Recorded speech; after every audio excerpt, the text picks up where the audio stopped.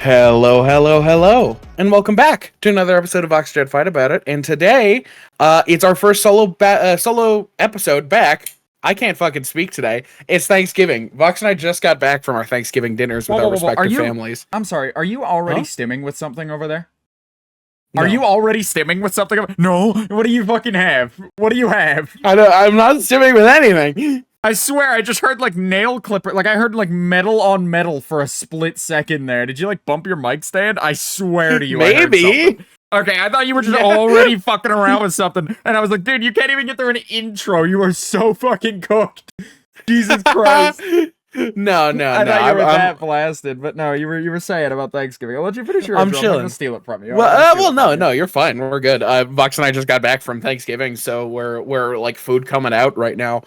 But it's our first week back, and how are you feeling about guest month, Vox? How are you feeling? I'm feeling like guest month was a rocky success. I think it was a rocky success, personally. Let's just say I'm happy to be back doing a solo episode. I'm happy to be back doing a solo episode and back in our normal, like, routine. Because, not that having guests is bad, but when you invite a third person into your digital podcast that's hosted, like, over the internet, you sort of lose a third of the control over the show between you a little bit, I feel, where it's like that can be really good when the guest's mic sounds great and the guest visually looks great, and like that's great when the part you're losing control of is, oh, this conversation's going somewhere I didn't expect it to, or this is a different brand of comedy than we usually shoot for on this show. But when the part of the control that you're losing is quality control, it can kind of be a little rough.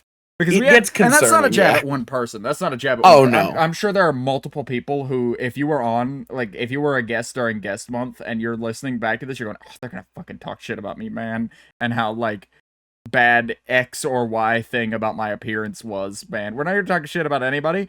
And more importantly, that comment applies to every single guest we had on during guest month. It was just, and it wasn't anybody's fault, it was just like a rough month luck-wise. Actually, it was kind of Crim's fault. It was kind of Crim's fault, now that I think of it. Alright. Now that I think of it, it was kind of Crim's fault. We can talk, you said before the show, that you wanted to talk about guest month. Because I said this, like, earlier this month, I think pre-guest month on the last solo episode before, I was like, oh, we should talk about this. So we're gonna start this episode with a little guest roundup, just to close out guest month and enter December. Fuck, dude, this episode comes out in December. It's again, wild. To reiterate, it's Thanksgiving, the 28th, as of the date of recording this. I hate to date this show, but we do it every week anyway, so what does it matter? Yeah. It is Thursday the 28th, and so it's still, like, shocking and appalling to me that December is right there around the corner. Yeah, that's fucking wild. But yeah, we're gonna talk about the guests, the good, the bad, and the ugly. Not in the way that any of them are like bad or ugly, in the way of like in their each respective shows. That I think everybody understands. I think everybody understood that. I just wanted to double check. I wanted to double check. I don't think Jake Stone is sitting on the other end of the screen just now, listening in his headphones while he does his like morning workout. Like he surely does. I'm certain he does. He's such a well polished man. I'm sure he does those like jaw workouts. I'm certain of it. And he's listening to Fight About It while he does it too. And he's like doing like the Rizzler face, and then he stops and goes, "Wait a minute, those guys called me ugly. I need to come back on and talk more. I need to talk with them again. I need to come back on." That's everybody's immediate reaction, which I love. Oh man. Is that like I feel like we're the best ride at a fairground, Jed. That's how I feel. Is like we are the best ride at a fairground. You know what I mean? Where like you go to your local fair and there's just like one attraction where the line is just like well into like the walkway. And like people are coming off of it and immediately hopping back into line because it's like the best fucking thing to do across the entire I did that fair. on the fucking Mummy. Yeah, I feel like that's how we are right now. I feel like that's how our show is for our little community on the internet. Is just like Yeah. every time I talk to somebody who hasn't been on, they're clamoring to come on because they've heard it's a great time from people who have been on. And everybody we've had on is consistently asking me questions and asking you too, I'm sure, but I just hear it more. I hear it more when it's just one of the two of us, weirdly enough. Like, when it's just me or just you, we get asked a lot more than when it's the both of us. I guess it's intimidating. I don't know.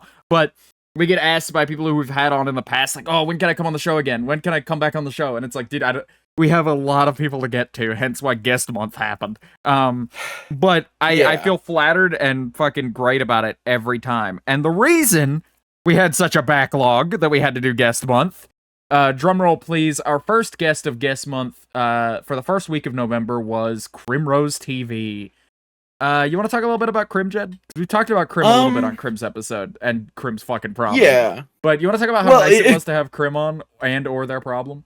Whatever you want. Well, no, it was very good to have Crim on. It was nice to have Crim on again. Again, we had them on for a second time because their first episode was gone for quite a while, and we had already kind of prepped to have that. Circumstances. Yeah. We had already prepped to have a second episode for them, and that's the same with Enzo. And then, the episodes got relisted, so now it just looks like they get a second episode. We're not playing favorites. We are sorry, but so we had Crim back on. Favorites. Enzo, you can come on whenever you want. That's not just because you own the Minecraft server we play on and could probably convince you to do stupid shit with us. But that's beside the point. But yeah, Crim's episode was great. Crim's episode was great. Crim's episode was great. It was fun sitting down with Crim. We got to talk. And again, this is what I mean when the guest kind of steers topics a little bit. And I'd like to think that each guest brings their own flavor to our little show. Because with Crim, we sat down and we talked about character writing and improv and acting and all the sort of active arts of streaming a Minecraft lore SMP. And we talked a little bit of moderation, but not a whole ton. And I felt like all the topics were flowy. I felt like we were getting great answers. I feel like there were some questions that we asked that led in, and I feel like on their second time around, they were much more prepared for the questions we asked and were able to provide us better answers. But I think having Crim on was great. The issue with Crim is that it only took them a month to actually be on the show because either circumstances would happen where their life got really hectic over the course of the week and they wouldn't make it, or our schedules just didn't quite line up with theirs, or they had a pre-planned event, or something. I think one of them was the hurricane issue. Yeah, one of them. One of them was because a hurricane nearly, I don't want to say nearly destroyed my home. Our entire neighborhood is fine, but it did knock out the local power grid for a week almost, and so I was safe to say out of commission for that entire week. Which we've already covered on the show before. There was just there were just a string of extenuating circumstances starting in September or August that kept Crim from being able to be back on our lovely little show again. And this is why we blame Crim. This is why we blame Crim. I feel bad for blaming Crim because it's really not Crim's fault. It was Crim's fault a couple times. It was Crim's fault one time. It was Crim's fault. I think Crim slept through.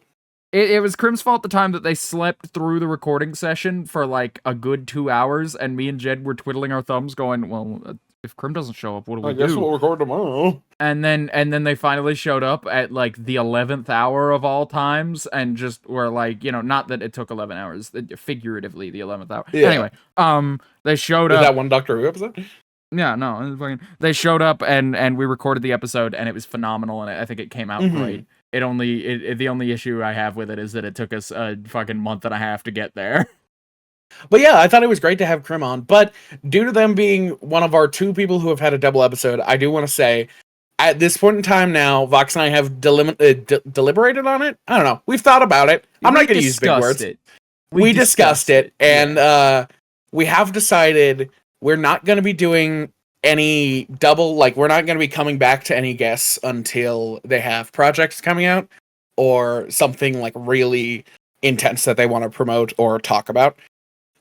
Just to keep it a little bit somebody generally flowy about their life for 2 hours, you kind of run out of things to talk about at a certain point. And so we're implementing the talk show statute of we're going to keep working through our list. Don't worry.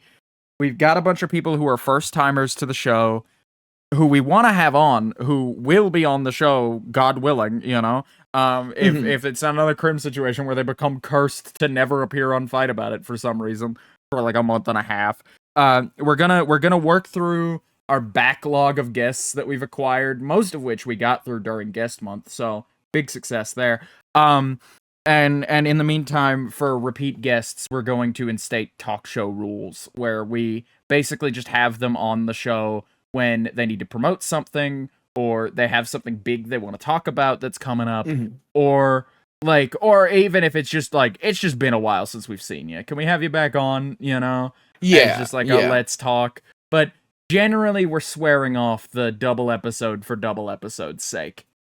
Because there was a period of time where we wanted to loop back around, and then like, yeah, we'll start back again at our first guest, and then we'll keep going like that. And it was like, no, I think from there, if we exhaust everybody in Willow who's actually asking us, I think Vox and I have talked about it. We want to start branching out to talking to people outside of our circle who we find interesting. So here's my idea. Talk tickers. Yeah, fuck it. TikTokers and people like that. Yeah, fuck it. Absolutely. People like that. No, yeah, that's the current plan, is through places like Willow SMP and other places that I've got connections in, and I don't know if Jed has any connections really, content creation wise. I could connect you to my on the show. Mom. We should have your therapist on the show. That's what we should do. Holy shit! Do you think fucking Dr. Leslie in here, dude? Do you think your therapist would have a lot to say after sitting in on an episode of Fight About It? I actually think so. I think she might be a good podcast guest, because we've gotten to the point of like maintenance in therapy where we kind of just talk about whatever is going on in my life. And she's kind of the podcast exists. Does she know about the show? Yeah. Does she listen to the show? Is that like she does not listen to the show for her? Yeah. No, that figures. I mean, if I was a therapist and one of my clients was like, "Yeah, I got a podcast," I wouldn't want to listen to it either. To be fair. Yeah. But like we end up just kind of talk to you. You pay me to talk to you for like 2 hours. Why the fuck would I do it for free when I get home? Yeah, unless like I have something big going on, we kind of just shoot the shit. So I think we could shoot the shit on the show. I think that would be funny. But nonetheless, I think it could work. No repeat guests, branching out to new people. With your connections. Absolutely. But speaking of new people we branched out to, our next guest on the list of guests, coming with his own set of issues, Jake Stone. Yeah. Oh man. Jake Stone. Can I get out ahead of this take one the and floor. talk about how fucking great it was to have Jake Stone on? Jake Stone gave me, frankly, some brand new perspectives on things that I hadn't ever really thought about before, but also like presented opinions that were very like-minded to mine in fresh and interesting ways. Just a very like, and I don't break out this word often because it's like so like downright cringe to even say, but like a real intellect, that guy, a real thinker, a real fart smeller. Yeah. He had a lot to say, and he didn't use too many words to say it, more than he needed. And he did a pretty damn good job saying it, I'd say, and provoked thought and more conversation, which is like, you know, the peak for us, because that means like we have something to bounce off of instead of providing the guests something to bounce off of, and so that's really always a fun time. But Jake Stone's issue, Jake Stone talked great. His mic did not pick up his talking. Yeah, his mic was very in and out throughout the episode, and we didn't know this going into recording. You would think we would get like guys. I don't think he even knew this. Just so you know, my mic is crap in the bed right now. Well, no, he said it's been happening to him before, I'm pretty sure. But like, yeah, but like, we got no warning. The episode. It only started an hour into the episode, so it had to have been like, yeah, that's happened like once or twice, and he just didn't expect it to be like, expecting it. Now is the time. That's probably all. You're right. I don't know, but it was his issue per episode. So we're still 2 for 2 on guests with weird issues, whether it be a booking issue. We've had a booking issue and an audio issue so far. We've had a booking issue and an audio issue. I will say Jake Stone had a camera though. Jake Stone had a webcam. It was the first time we've had a like quote unquote live action guest on the podcast, which technically makes this mixed media. That was really cool. Yeah. Actually. I really enjoyed it. He did like the like the like perspective crushing your head thing every now and again to us. I thought that was a pretty funny bit. I think he gave you a noogie at one point over your head. I don't know if that was intentional or not, but he definitely whispered something into your ear one time. Yeah, it was ridiculous. It was a great time. He was really playing with the physicality of it, and I would expect no less from somebody like Jake Stone. What a guy. But enough about how great and awesome Jake Stone was. I don't really have much else to say about him. He was just like a good conversationalist. It was a solid episode, and thus a good podcast guest. It was just the audio thing that like nobody could really deal with. But I guess I'll talk about our next guest. I'll bring in our next guest, which was That Dark Phoenix. Oh boy, it was a good time. It was a good time. You want to go into it? I'll go into it because this one's a little more personal. I think this person's like issue. The technical problem that we ran into, I'll say, because I don't want to say my issue with this person because it makes it sound personal. But it is a little unique to Dark as a person. Dark's audio sounded phenomenal. They had their PNG on screen. Like they had a decent PNG up that didn't like fuck with the green screen and that we could work around. And actually no, we did have to adjust the green screen to be the other way for them, didn't we? But either way, it's not a big deal. It's not a big deal. That's easy. That's easy work. I don't mind doing that. But Dark has a very unique speaking pattern, I think, or at least unique to us. Like we're not super familiar with Dark as a person. And so the trouble we ran into was getting to know Dark's speaking cadence in a like calm setting. I've literally only ever heard Dark talk when they're talking at like a room of people. Yeah. And so they're speaking way up here, full volume, and slowly to ensure that everybody hears what they're saying and that no one is left behind. And that's great. They're very good at that, actually. I genuinely thought at first when I met Dark that they were going to go into like education or something as a career path, just because like not as a hobby, but like as a career. Gonna be a teacher, get what I mean? You know, as a hobby. Yeah, I'm just gonna like teach the kids, you know, as a hobbyist. I'm not gonna like go to a pro, but like you know what I mean. Like they're gonna. I thought that's the direction they were headed with their life based on that anecdotal. Like they're very good at quieting a room and like commanding attention in like a "hey idiots, look over here" kind of way that you would need to like teach a classroom full of children. But I had never heard them speak in a sort of calmer setting like this, and so Dark would very suddenly come to a stop, and then there would be dead air. And there would just be like nothing we could do about that because it's like I don't want to cut the guest off. Cutting the guest off is like number one rule in my head, or number two rule above don't let dead air happen on the show. And so like keeping up and not letting the guest get cut off and like spoiling their thought. We've had it happen on this show a few times, and I've seen it happen on other podcasts too, where the guest will start telling a story and then the host will go, "Oh yeah," and then this, right? And they'll go, "No, but it was like this anyway."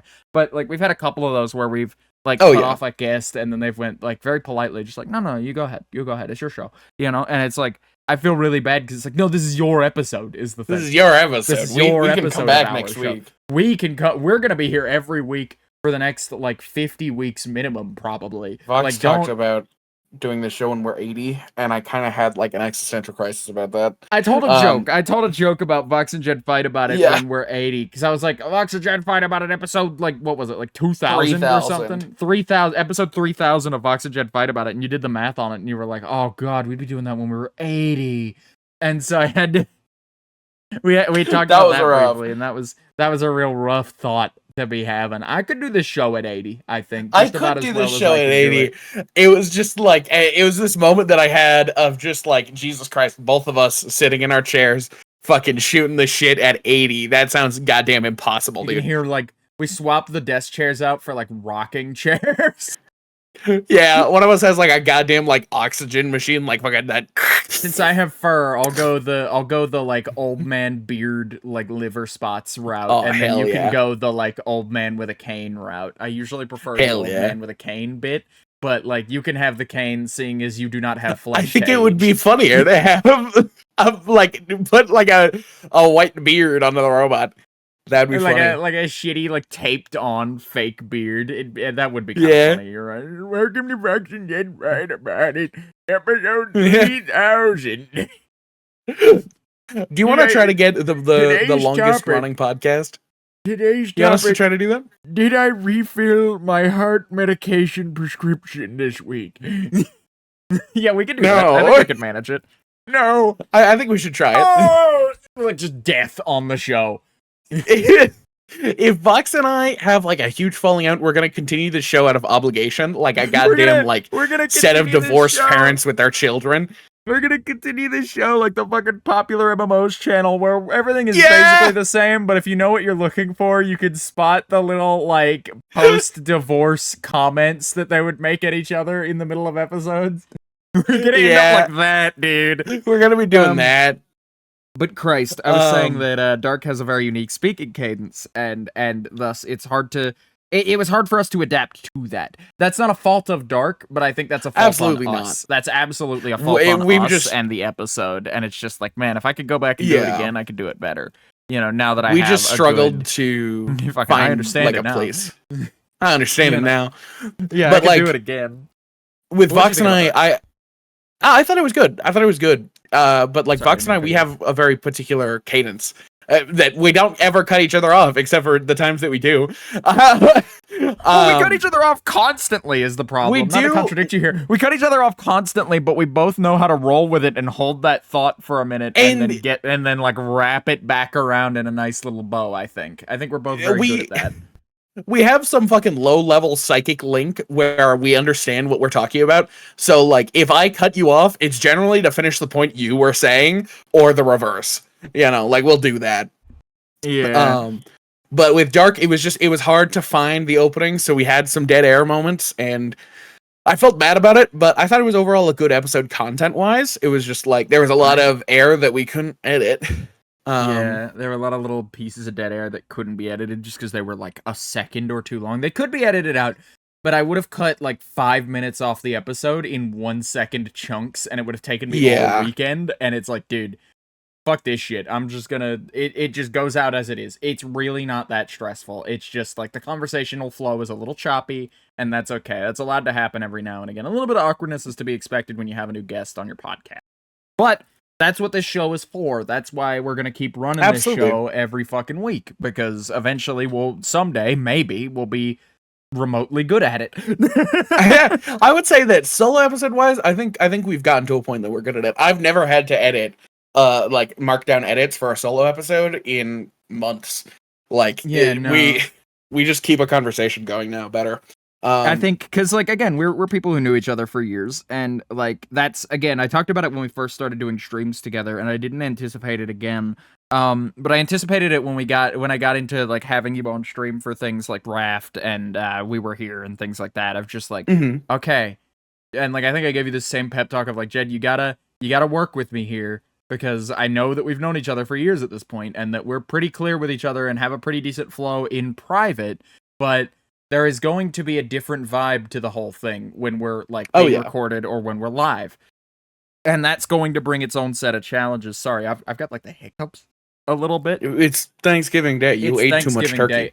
I ate like 3 plates. I shit you not, I ate 3. Christ. Like loaded up to like 3-4 finger lengths off the top of the plate kind of plates. I did not eat very much. Potatoes and gravy. And fucking everything. But we'll talk about Thanksgiving later. We'll talk about Thanksgiving later. Oncoming food coma aside, we have a pretty good flow, but I had to like brace myself and Jed for like, hey, I've seen this happen before. We're pretty good friends in private, but being live on Twitch is going to bring a slightly different vibe to things.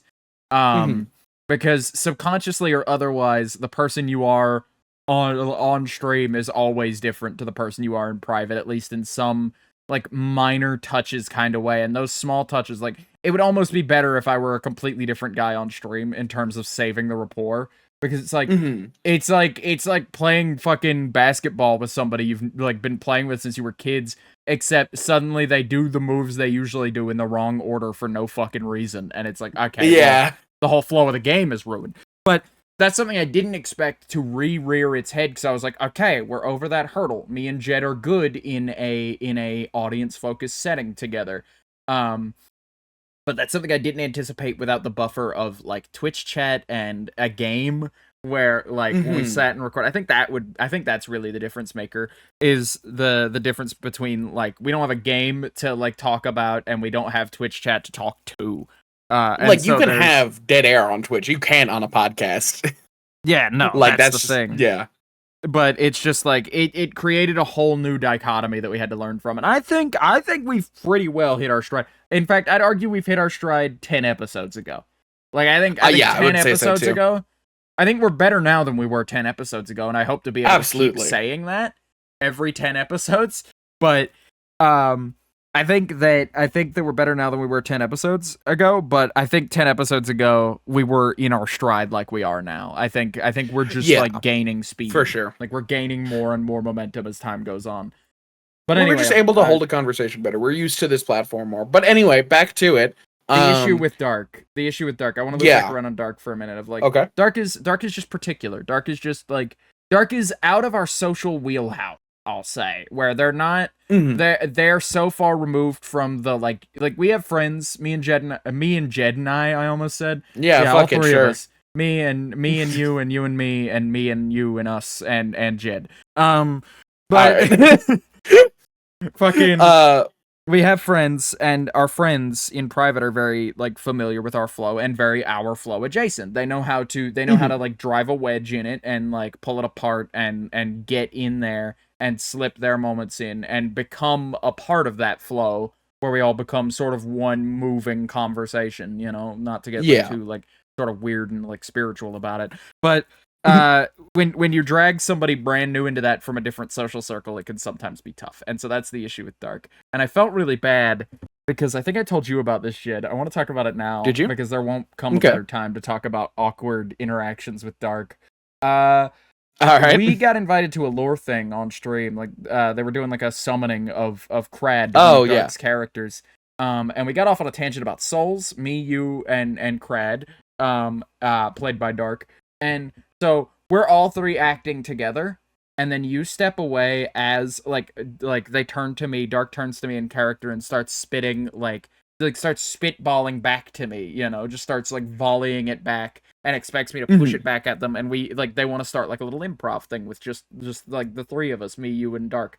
And then you sort of like I sort of responded first, and so you took that as an opportunity to wander off to the other group of people who were there, of like the other group of like 2 or 3, and interact with them. And I was like, that's cool. I'm glad that we're doing our own separate things a little bit, you know, while simultaneously still kind of being on the same wavelength, and serving the same purpose.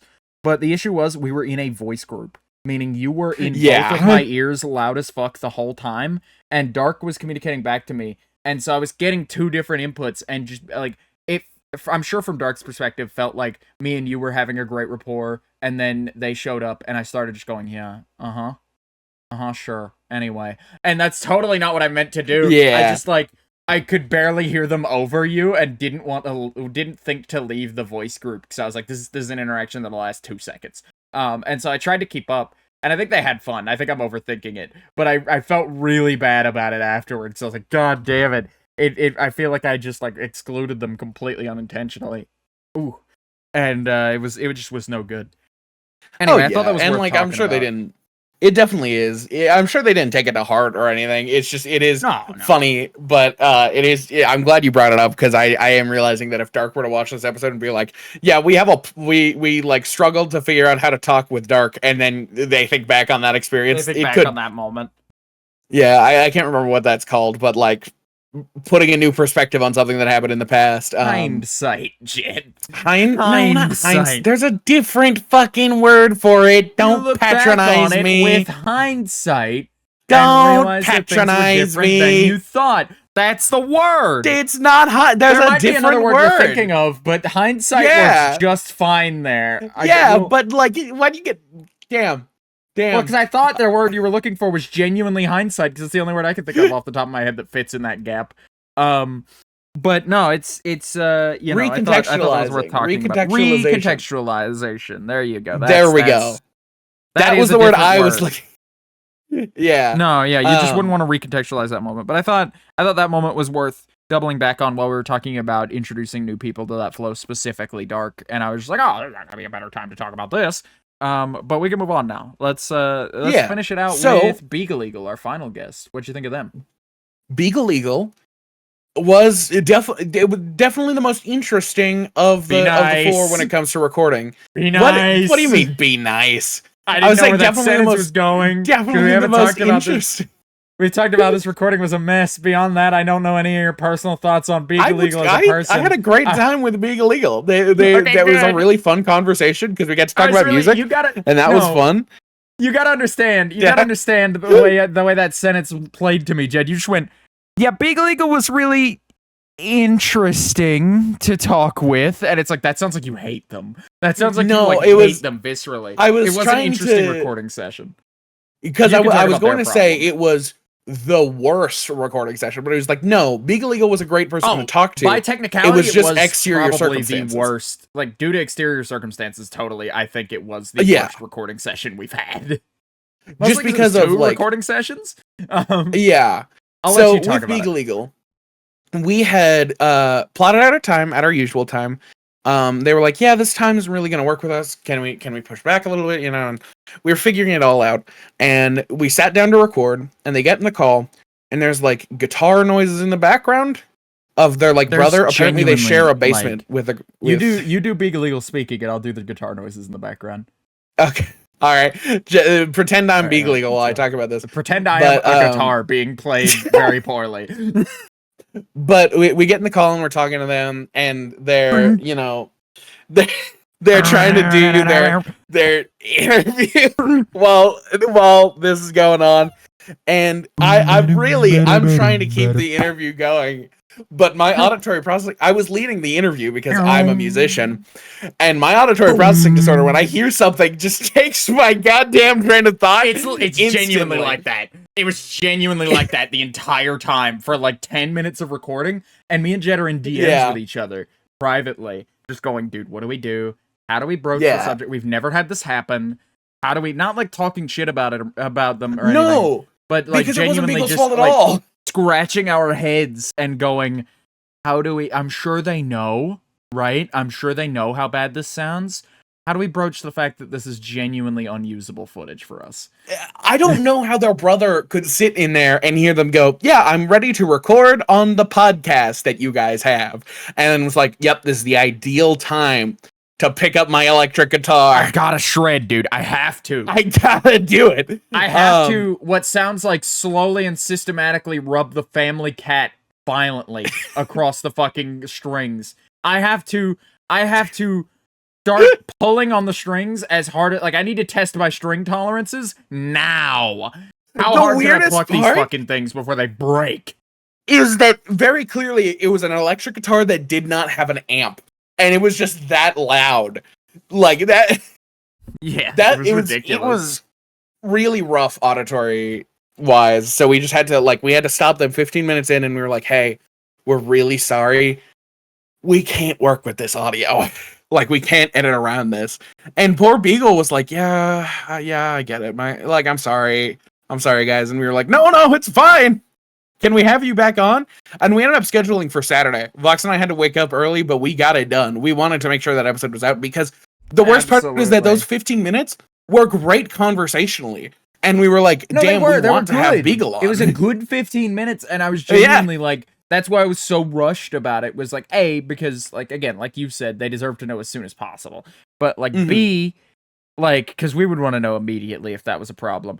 But B, the other issue I have is, like, fuck, dude, these are good answers to good questions that are completely going down the drain. What do we do? Yeah. And you can hear them mention it in the recording when in the secondary recording we did on Saturday that I missed like a friend's birthday party to be at, by the way, because Mhm. I agreed to Saturday, and then I turn around to my husband and he goes, "But the party's on Saturday," and I went, "Oh fuck, it is on Saturday.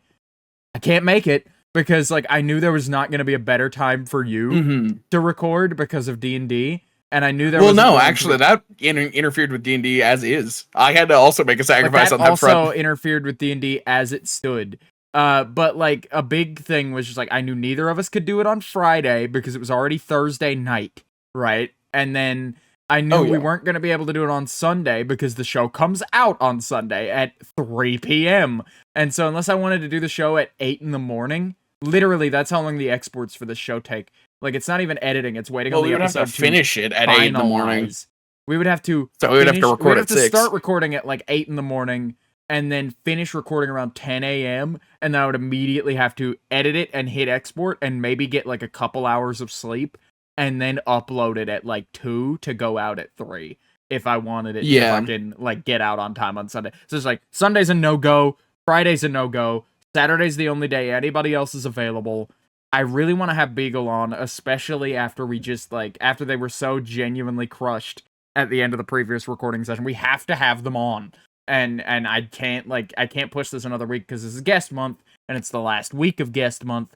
And, you know, don't ever say that your two lovely hosts here are not team players because we were fighting. Again, we fight for our lives on this show, dude. We fight like hell to make this show We've happen. talked about it in the past. Somehow making this show too long, but yeah, no, making this show is a fight every single time. Except for today. Today was kind of easy. Today's very relaxed, and you know why today's very things relaxed? have gotten more relaxed. The two of us episode. Yeah, it's just the two of us episode on a week where neither of us are, or on a day of the week where neither of us are really that busy. I mean, we had Thanksgiving, which we'll talk about in a minute. But like, we have all of the night. But it's like, I know you're gonna get to your desk and be awake for a while, and I know I'm gonna get to my desk and be awake for a while, and so it's just like, you know, regardless. Like, we can go ahead, you know, we can go ahead with the episode as it stands. And we did, and it was great. It's great that we get to record this, and it genuinely, like, now that we're done talking about guests, we're done talking about guests, right? Do you want to keep talking about Beagle? I mean, how nice they were to that have was Beagle, and you know, they were a great conversationalist, and I think it was kind of better that we recorded on Saturday just because we got to have that fun moment where it was like, oh yeah, I got accepted to this college, and we were like, oh great, when'd you find that out? You know, an hour ago. So it was like, that was a fun moment that we wouldn't have gotten otherwise. But other than that, Beagle Eagle was great, and I would say guest month overall, despite having its hiccups, was an overall success. Didn't it? Or was Did it that happen in the last episode? recording? I think that was in the actual recording. They rebroached the subject the next day, or not the next day, but the next recording attempt, which is the one that went up, by the way. We only did 2. And in that recording attempt, they re-mentioned that they were going to college at a certain college that they were happy about, that they recently found out about.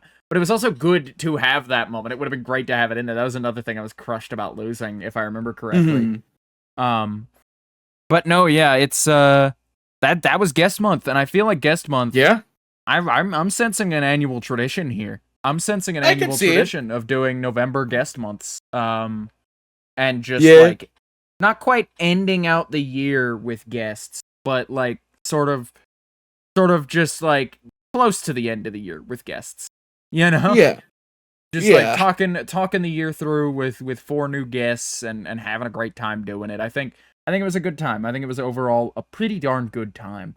And you were right, Jed, that only took about 30 minutes. That segment really was about 30 minutes. It was about 40. I was pretty You're pretty on the money. You're pretty on the money with that one. I figured that would take a while, just because, you know, we all have things to say about guests and things like that. Oh, yeah, and I think that having guest months has made Vox and I, like, our heart grow fonder for our duo episodes, just because, like, as much as we love guests, it is kind of an easier thing because there is a pressure. Wise, there's a pressure when you have a guest.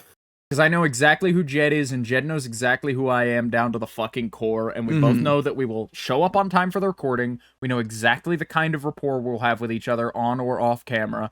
And, like, those 2 facts alone, having that secured, phenomenal. The best part, though, we don't even really have to time the recordings. We just both know that we usually record on Thursdays, and that works best for us. Yeah, and so, it's just kind of a... We're just like, on Wednesday night or Thursday afternoon, we'll just go, when are we recording the podcast tonight? You know? And it's such a low-stress environment for putting the show out, and I love it.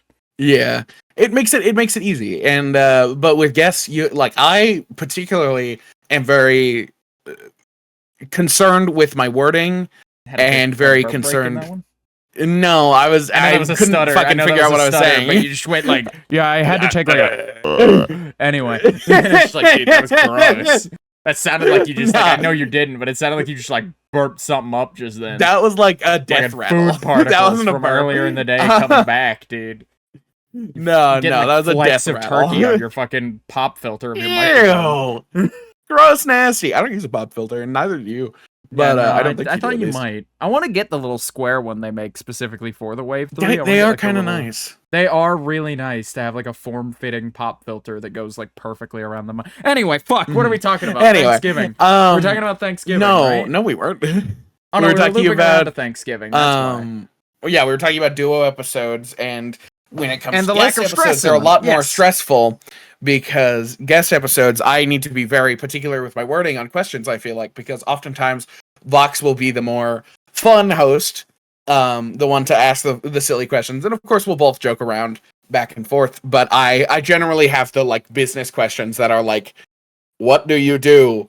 Why do you do it? When did you start doing it? Like the like bare bones easy questions. Who are your so I'm like, superiors? What? Who do you What report did to? What the fuck are you doing? I'm doing What? a nondescript European accent. I was going to go for German initially, and then it like faltered on me, and I couldn't get it out. I was going for like a sort of military interrogation vibe for your questions. It didn't work.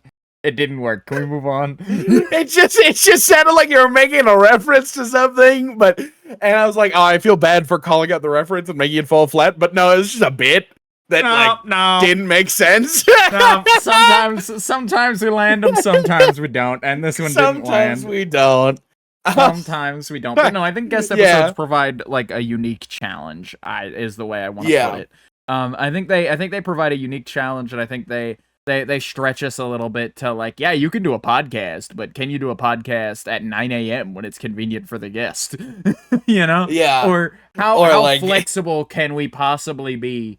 You know? And I love that. Or how well can you work around a guest and like let them again guide the episode as is like the arc. Because I feel like that's where we are as hosts in our responsibilities is like we gotta sort of push.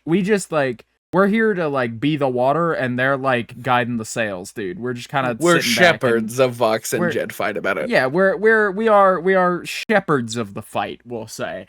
The flock of fight, and you know they sort of go where they want, but we just sort of keep them in the rough bounds, you know, of what usually makes an episode. And I think those turn out to be the best ones. Yeah, but you know, yeah. Either way, and we're back to a solo episode, so we can talk about stupid shit. You got something funny, stupid shit. We could. I thought we were gonna start with Thanksgiving. I've been like talking about how we were gonna. Thanksgiving. Yeah, we'll loop around to Thanksgiving stories. Do you have any funny Thanksgiving stories this year? 'Cause I don't. I'll go with you. I got nothing. Okay. I have a funny Thanksgiving story. So I was sitting, and it's so loud. So my family on my dad's side is very Puerto Rican. I'm not Puerto Rican blood on my end. I'm fucking 51 flavors of white bread. But he married a woman who's Puerto Rican, and she has a large family, and they are all very loud. It's very fun. I dissociate though. So I was sitting there, and I was staring at one of the 4 kids that they have that are under 6 years old, which is like they keep talking about having more kids, and it's like, please, No. anything but more. IUD now. Fuck you! I'm gonna use the IUD beam on you. I'm gonna hit you with the fucking vasectomy ray. Yeah, the worst part is that my stepbrother was like, "Yeah, I think after this kid, I'm gonna get a vasectomy," and then it never happened. And they're talking about having another kid. They're expensive, dude. Vasectomies are expensive. They are. Like, it's $10K for like. I almost wish there was more recovery time to it. I'm glad there's not. Don't get me wrong. It like when I inevitably end up getting a vasectomy, because Jesus Christ, I don't think I ever want to have a kid. I'm like dead certain of that. Like I'm pretty set in my ways. Flip-flop around sometimes. Well, I flip-flop around of like it would be nice to have a child for the nice little moments you get to share with them. However, 90% of the time I'm fully aware is not those nice little moments. It is changing diapers and waking up at 2:00 in the morning and showing up to fucking parent-teacher conferences and shit. No, fuck that.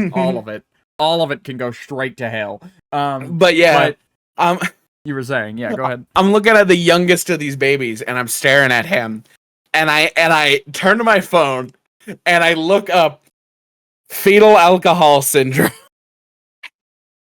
I was like, I don't know what the fuck was going through my head. It didn't I do have a look like funny one of them story. had fetal alcohol syndrome. And I was just sitting there and I was looking at this baby and then looking at the baby on my phone and then looking up and then I just go, holy shit, I'm comparing a baby that has fetal alcohol syndrome to my stepbrother's baby right here in front of him.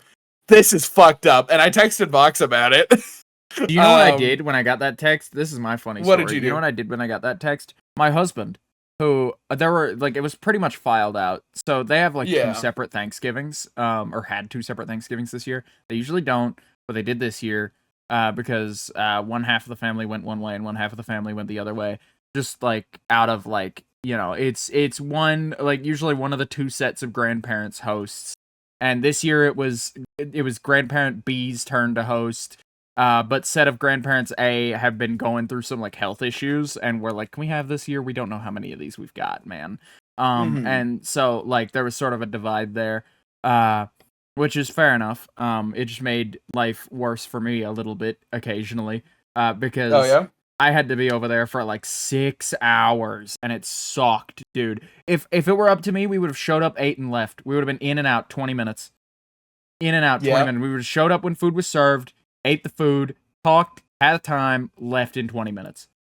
Would have been in and out. But shit got complicated? I don't say goodbye to anybody. Oh, shit got complicated because nobody was over there. We were in that sort of lull period where the first group who had chosen to come over here first was gone, but the second group who was over there first hadn't arrived.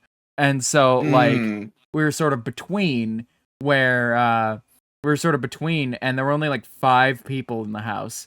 And my husband is making a to-go plate of food while nobody's in the kitchen because they had to-go boxes ready, which is an insane that's cool play. As fuck. That's a move and a half to break out the fucking to-go boxes and go, look, this is too much like food for this 7 house. Ziploc bags. This is too much food for this house. Take as much as you want. Make as many, and nobody's gonna judge you if you walk out of here with 10 to-go boxes. I know they're small to-go boxes because they were kind of the little ones. They were the ones that like. They're the ones you get at like chicken places that have like the one big compartment that's like half of it, and then the 2 smaller like 4th sized compartments. Anyway, and it's just like it's a pain to get a bunch of food in there without it all mixing together, and so it's like you do have to kind of make a couple if you want a whole plate's worth.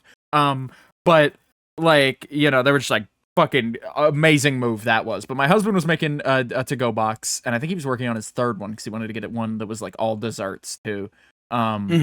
Which is nice. I'm gonna have like there's like fucking like coconut cream pie and fucking lemon meringue and shit. Just all. You ever had a boysenberry pie? In here. I've never had a boysenberry pie. No, boysenberry's good. Boysenberry is really good. I don't know. I think that's just like a California thing, being so close to Knott's Berry. But anyway, sorry. Go ahead. Fuck. I keep trying to tell the text message I sent you. The text message you sent me. I received it. Do you want to read it out? Read it to myself, and then I go. I will. Don't worry. And then I go. In this room where my husband's mother and like the like grandparents are both there, who are a little uptight sometimes about like, you know, they're pretty plain toast when it comes to like the bits that they do. And let me scroll up and find your text. I turned to him and I go, full volume. Oh my god, baby. And he goes, what? And I go, listen to this. Jeddy's at Thanksgiving with his fucking family, and sent me a message that says, "Fuck, where is it? Hold on, I thought I found I'll read it out. I have it. Yeah, you read it out. You ever look at a baby and think, what does fetal alcohol syndrome look like in infants? And then you're Googling fetal alcohol syndrome and comparing in your head. In front of their parents, you're just Google open looking at fetal alcohol syndrome symptoms. Yeah. So like I read this out, but Jed typed that out over the course of a couple minutes. That was 3. And so I read him the first message out loud across the room. Everybody's kind of like having their own little conversations throughout the room, but they're all looking at me while I say this to my husband. And he goes, Jesus, I'm gonna have to meet these people. He goes, oh my god. And I go, I know, right? And then I look back down at my phone and go, he's standing right in front of the kid. Jesus. And then, like, I look back down at my phone again and then go, in front of his parents, too. And everybody's just like, looking at us, and my husband just audibly just, oh, and everybody heard that, and I mentioned you by name, I'll have you know. Oh god, I'm not moving to Florida. It's not happening. But no, that's my funny Thanksgiving story. That's my funny Thanksgiving story. People thought it was funny. And I had another good laugh. I had one that really did rock the room a little bit. They were talking about, have you ever heard old people talk about medical marijuana? It's so fucking funny. It's because they go, I got the card that lets you go to the store, the card that lets you get the stuff, and I was trying some of it because none of this group of old people really knew where each other's boundaries were on talking about fucking getting high, and so they were all sort of skirting around the issue. 5 minutes later, they're talking about suppositories to get high, which is a whole other thing. So that's wild, a crazy turn of events. But one of them was talking about how, like, I think it was like an aunt or an uncle or something, or not an uncle. It was definitely a woman. So I don't see how that could have happened. But this uncle lady turns and she just goes, "Yeah, I don't know. I got my card and recently I took some of this like indica stuff and they called it like Inda Couch when I bought it."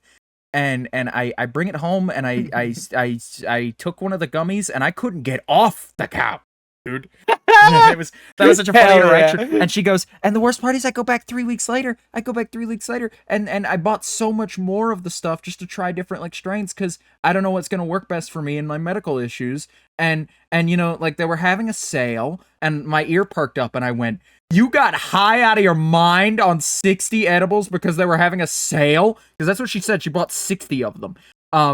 And I was like, and so like my gag was like, "Yeah, I'm just hanging out here, dude. They were having a sale." I was like, I did the whole bit. I leaned back. I like slumped back into the couch when I said it and was like, "Oh, they were having a sale," and it was great. It was good. Everybody laughed, and it was like a very funny bit. I'm sorry, I was that going that deep and coming back up that fast, like while laughing, was not good for me. But no, it was a good bit. It was a pretty good bit that I knocked off, I like to think. And I'm so glad none of these people know our show exists. Because they would be so mad at me for like spilling their beans like that. Yeah, well, I mean, we'll make it fair by talking about our high experiences. Do you have any funny moments while we've been dabbling lately? I've got it marked down here. We've been getting high a little bit. We've been partaking in the edibles. Jed the legal devil's lettuce, and to keep him down when he was having his heart issues a month or two ago, if you'll remember. Which, by the way, we have a fucking update on that, right? Cleared. You're like clean bill of health now. Clear. They don't even want to do medication. They're like, clear, just try as in I'm having a heart attack and they're going to have to fucking revive me. Yeah, clear as no, but like they don't want to medicate me because my heart's ticker is literally just like, yeah, I'm gonna beat at like 95 beats a minute. And that's just what it is. And they were like, yeah, if we were to medicate you that much, you would be like lethargic. So, just exercise a little bit. It'll help bring it down a little bit and just, stay stable. Right. So it might take, my life might be cut short a little bit by having such a hardworking heart. But, I wanted to loop around on that. I wanted to like not loop around, but I wanted to detour to that for a moment because I realized we got an update on that sometime during guest month and didn't really have an opportunity to bring it up. So anybody concerned. But anyway, when he was having those issues, Jed got some edibles and would get high occasionally. And I was like, I'll get high with Jed. I got some edibles left over from like last year. And I think, I think those were starting to go stale because I'm shocked at how easy to chew these new ones are. Not that they were like rocks or nothing, but it's like, man, I remember these being like a sort of like large gummy bear consistency, whereas these are more like these are less like that and more like a gelatin consistency. Yeah. Which is weird. But like we've been getting high occasionally, and I wanted to talk about some of our escapades. Particularly with game shows. I think game shows. I want to talk about game shows, though. I want to talk about the games we've been playing. We started with game shows, right? Where we're watching Are You Smarter Than a Fifth Grader? And like Guy Fieri's fucking Food Night or whatever it's called. We would get so mad at Are You Smarter Than a Fifth Grader? We would get pissed. The best bit about Are You Smarter Than a Fifth Grader was that we were consistently trying to explain. Like Jed asked at the beginning of the show, how does this work? And me and Basil had both seen Are You Smarter Than a Fifth Grader before, and we're familiar with the show. And sober, I could explain it to you just fine, I'm sure. But the two of us started explaining it to you, and then about halfway through the show, it genuinely took like 10 minutes of the show to explain it to you. Because like it is weirdly complicated to begin with, but it's not that complicated. But like and at that point you were starting to get your own weird, high, distorted grasp on what the show was, and you were like, oh, so they like select a child for like sacrifice? It's like no. they use them to help them answer the questions, or he can choose one of his like frat brothers to help him. And you were just like, oh, why would anybody want to sacrifice a frat brother? And it's like, and you were like, no, that can't be how the show works. And so it was all three of us like that. I don't think either of us. Like, all of us were all three in a triangle arguing at each other about how Are You Smarter Than a Fifth Grader works as a show, but like then, how it functions as a game. And then every now and again we would zone back into, what is the San Andreas fault? And the guy would just go, oh, fuck. Oh, shit. And he'd be, like, wiping his brow, jaw agape, like just thinking, and go, case? Is it, or something? Is that a constitutional amendment? And all his frat brothers would go, woo, yeah, Constitution! And he'd fucking, like, and obviously it's wrong. So Jeff Foxworthy, the host with the biggest mustache in the world, just goes, I'm sorry, you're a fucking idiot. And then we're all like, yeah, this guy is a fucking idiot. You know what? We got so angry at this frat bro guy. Like, cycle of anger about, like, trying to explain the show to each other on the contestant and go, this guy's fucking stupid. What the fuck is wrong with him? Anybody could have answered that, and we were still reliably right. I remember well enough to remember that we were still reliably right about those questions. We were answering them fucking problem, because even high, we are smarter than a fifth grader. We know basic algebra under the influence of marijuana. Oh, shit, wait, no, there's a moment where they were like, 3/5 is equal to how many 16ths? And we were like, holy, because the way that they had wrote it out was like, X divided by 5 equals, like, and I was like, how the fuck, this is algebra, dude, how do you do this? You can solve that like an algebraic problem. You can. You just don't typically, because why the fuck would you? There are shortcuts to do that. It's converting a fraction from 16th to 8ths. That's not that hard, you know? But either way, we started with game shows, and that was one of our many game show escapades. I do want to talk about Jeff Foxworthy one more time. About it. Oh yeah, we can talk about Jeff Foxworthy for another minute or two. Because what ended up happening was this was the end of the night, and everybody was winding down. Trope in our high nights. I paused the episode fixating on something that we've paused on. Paused the episode at something, and I was looking at Jeff Foxworthy, and he was being backlit by stage lights, and it kind of gave him like a halo around him, similar to the one that you would see on a green screen. And I was like, is he green screened in? Why would they green screen him in? Is he real? Is everybody else around him fake? Or is everybody else around him real? And they put Jeff Foxworthy just there. And then it went down into this rabbit hole about, like, are we just living in Jeff Foxworthy's sick and twisted, fucked up mind? Or is Jeff Foxworthy a figment of all of our imagination? It was a great moment. And then we called it a night. But yeah, that's about when we stopped. But that was our game show like escapade. Yeah. And we got really into just watching media high, because again, the edibles I was taking at the time would kind of like put me out a little bit, and I wouldn't want to do anything, and Jed was of the same mind where he was like, I kind of just want to watch something, man. And it very quickly became just like, we get high, we pick out like a couple different game shows, we inevitably decide, I'm not feeling this shit on the first one, and move on to the next one. Because I think what happened, at least on my end, when I would not feel it anymore, was just, we'd stop joking about it for a minute, and then I'd lock in on actually watching the show, and then I'd go, I'm just watching a game show practically on my own with no one else in the room. What am I doing? And so I'd go, we need to get something with some fucking commentary-worthy shit in here. And so we'd switch over. But then one night I suggested Skyblock as, like, an option, and we did that. Mm-hmm. And it was fun. It was a really good time high. It was a lot of fun. We all had a good time, and we gained some memories there. And we I cried. Jed cried, of course, about the beauty of life and like the stars and how we're leaving it all behind. Staring at the stars in fucking Minecraft, and then the saddest Minecraft music came in, and I just started like fucking like reminiscing on the world and what life means, dude. Yeah, that was but gone. you were gone zooted at that point. And then like the next time after being so insistent, I'll have you know, you were so dead set on no, we shouldn't play video games high. We shouldn't play video games high. I think it'll take me out of it. I think I won't have fun. I think I won't be able to I'll either sober up or not be able to control the video game or just suck at it. But like, dude, what we quickly learned with things like, not quite with Skyblock, we learned that we could potentially play a video game high, but Skyblock is a little too slow. And so the next time we got high, we were looking for shit. We were like fiending for just like, what's here? What can we have? Human Fall Flat. And we like hypered in on Human Fall Flat because I was thinking of like Goat Simulator type games and like games in that that same like as is. Games that are harder to control as is, to where like our ability to play it won't really be affected by the fact that we're like high out of our minds. And I genuinely believe that I'm just as good at Human Fall Flat sober as I am high. Like it doesn't really have an effect on the playability of that game, but being high enables me to get really stupid about that game really fast, and it's a lot of fun. And we found it to be just, at least to my experience, the perfect high game. The absolute peak and like in my far in my Beasts or something like that would be a good time.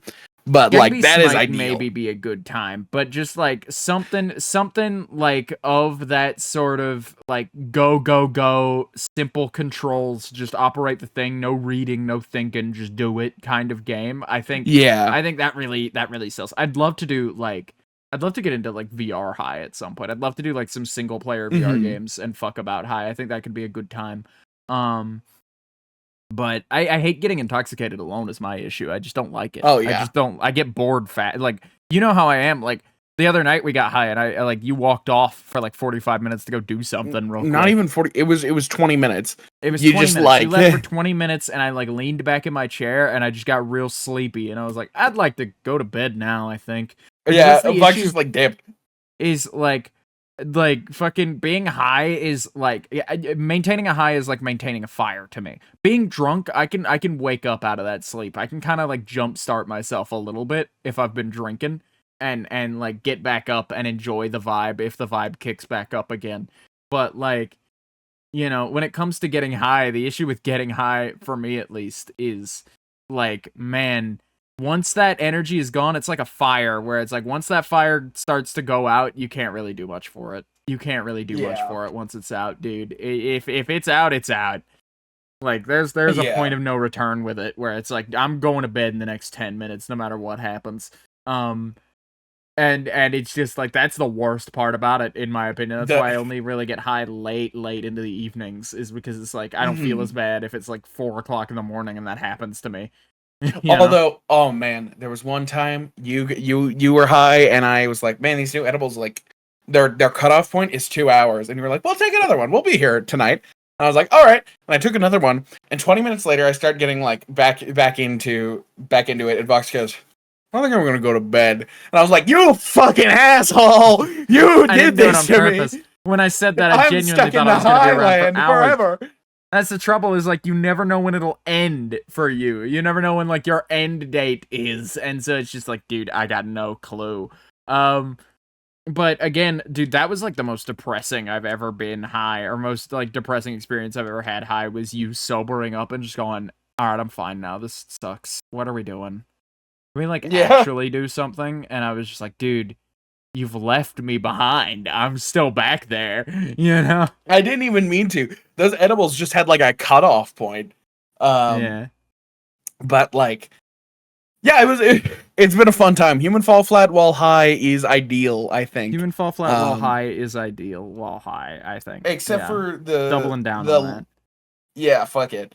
Except for the water level in which Basil and I had to be sober and like genuinely working it out to do it, which was a pain in the ass. It still took you like an hour. We booted it the next day so that we didn't have to deal with that level high again. And I didn't even play the game. Like, I booted the game and I got in and I was like, what's these puzzles? And you guys refused to explain it to me. And we're just like, well, just let us do it. We'll do it real quick. And so I was just like, okay, fine. I'll stand here and watch you guys do it. And I still didn't get it the entire time you guys were doing it. And I was just like, I'm leaving. I'm fucking leaving. I'll watch you guys play on like a Discord stream, but I'm not gonna keep this fucking game open. That level sucked. That level was bad. Like it just genuinely kind of blew from beginning to end, and it's just like, man, because there's a lot of standing around is the issue, and it's like the last thing I want to be doing in this video game, you know? Yeah. But no, yeah, I Human think Fall Flat is a good time. Human Fall Flat is a good time. It definitely is. I can't remember any like standout moments that were like, oh, I remember the standout moment I was thinking of. So there was a moment when we first got into a level and there were iron bars, and Vox, we were trying to figure out how to get out of there, and they were fucking with like a door that had a lock on it, and I was like, an iron bar. Is it? Oh, I just dropped I thought it was a bad anecdote. It's funny. The issue with this anecdote, I'll let you finish, but I got a preference for the audience. This is an insanely visual, you had to be there sort of anecdote. Yeah. Like this is like such a fucking like, if you weren't there, this shit is not gonna be funny to you. Kind of. I'm gonna try it. I'm gonna try it. Try it. You've got a minute. I stick this like iron rod through these bars, and I was like, wait, I think I can bend it. I think I could bend it. And Vox is like, you can't bend it. And then he turns around and keeps fucking with the door, and I go, holy shit! And he turns back around to look at me. The iron bar is out of my hand. The bars are now bent around, and I'm just staring at him, like arms at my side, just like, look at what I did. So it just looks like I did that with my fucking mind to his perspective. Like, oh man, if only we could bend it, and then it just bent. Like that's what was going on in my brain. But no, yeah, I think we've fulfilled our talking about being horribly inebriated by copious amounts of drugs. And talking about how we're going to get into the hundreds of digits of episodes. So watch out, Joe Rogan. Here we come. Join us next week when we try heroin. Join us next week when we have Joe Rogan on the show. And try heroin. Yeah, fuck it. We can do both. Nobody said we couldn't do both. Both can. Do you think Joe Rogan would like to do heroin with us? I don't think he would do heroin. I think he would, but like I don't think he would. I think he would try it. I don't think he'd be super down for it. Especially not on a show like this. But yeah. Not on a show like this. Yeah, no, I don't think we could be the guys to convince him to do heroin. And I wouldn't want to be the guys to convince anybody to do heroin. That would be so fucked. I want to have that on my bucket list. Convince Joe Rogan to do heroin. Oh my god. What the fuck? That's fucked. Anyway. So moving on, I got moving something. on. I got something. You got something? Go. Let's get clear free of this topic. Jay Schlatt has been putting those pipes to good use and released bits and pieces of a Christmas album. He released 2 different songs off it, maybe 3 at this point. Who knows what he's gonna put out before the actual album? But on the 1st, I think he said, like 1st of December, he's gonna be dropping. Maybe it was the 3rd. The entire album in one go is all gonna drop on the 1st. I thought he was just gonna keep giving it to us piecemeal and then like drop like the official like album track list in order after that. But no, he's gonna drop the whole thing traditionally, so that's nice.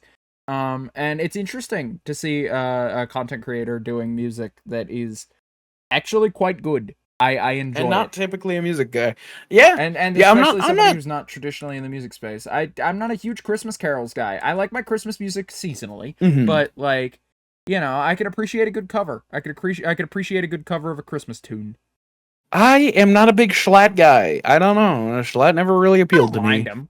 I don't mind him. He's got some pretty funny bits. Yeah. But I do like his music. His music is good. It's not something I would expect out of him, but he does sound very Sinatra, and I think that just comes from having a fucking New York accent. But are you saying that any New Yorker could belt out? No, not at all. Is that not at all? But what I'm saying is that like his voice is most comparable to Sinatra because of his accent, because of how like heavily he leans into his accent. So it just plays into that a little bit more. New York is the funniest bit to me. Does he? Is he not? No, he's Where not. Does he have that accent? He's like from like the Midwest somewhere, and he started doing that accent as a bit character, and then it just oh my god. He's one of these like Larry the Cable Guy type dudes who don't speak like that even a little, or didn't speak like that. It has, like, full disclaimer, as far as I know, that has become his natural speaking voice over time. He just like you for real. He just started doing that. Yeah, no, it's insane. But yeah, no, it's speaking of vocal talents, with amazing range and dropping an album recently, maybe even 2. Oh shit. Let's talk about Kendrick Lamar, shall we? Can we talk about? You want to do the mustard screen? Oh no, we'll save that for the end. Want to do the mustard screen? We'll save that for the end. We'll do it together. Yeah, we'll do it together. We'll do it together. We'll hold hands. We'll scream mustard at the top of our lungs. You know, See if we can summon him. If I could have him on the show. But no, yeah, GNX came out, right? Because I remember the day GNX came out. I remember that morning waking up to TikToks on my For You page that was like, oh, Kendrick dropped a new snippet and a trailer for an album. Holy shit, we're getting a new Kendrick album. When are we getting a new Kendrick album? And then I get off TikTok for a while and do some work. I get some TikToks done. And then I get into VC with Jed, and Jed's like, do you hear the new Kendrick yet? And I was like, I have not heard the new Kendrick yet. It's not out yet, Jed. And you went, yeah, it is. It just came out. And I was like, what do you mean it just came out? And I look over, and in like the hour or two that I've been working, only like 6 hours after that trailer came out, he's dropped an entire album. He's dropped an just for shits and giggles, I guess. Album worth of music that is all bangers all the way through. So I've always been a Kendrick enjoyer. I enjoy me a good Kendrick Lamar. I think. Thank you, Mr. Krabs. I thought, huh? Thank you, Mr. Krabs. I enjoy me a good Kendrick Lamar. Bing, bada, boom, bop, bam. Yeah, fuck it, sure. Can you play that song again? Yeah.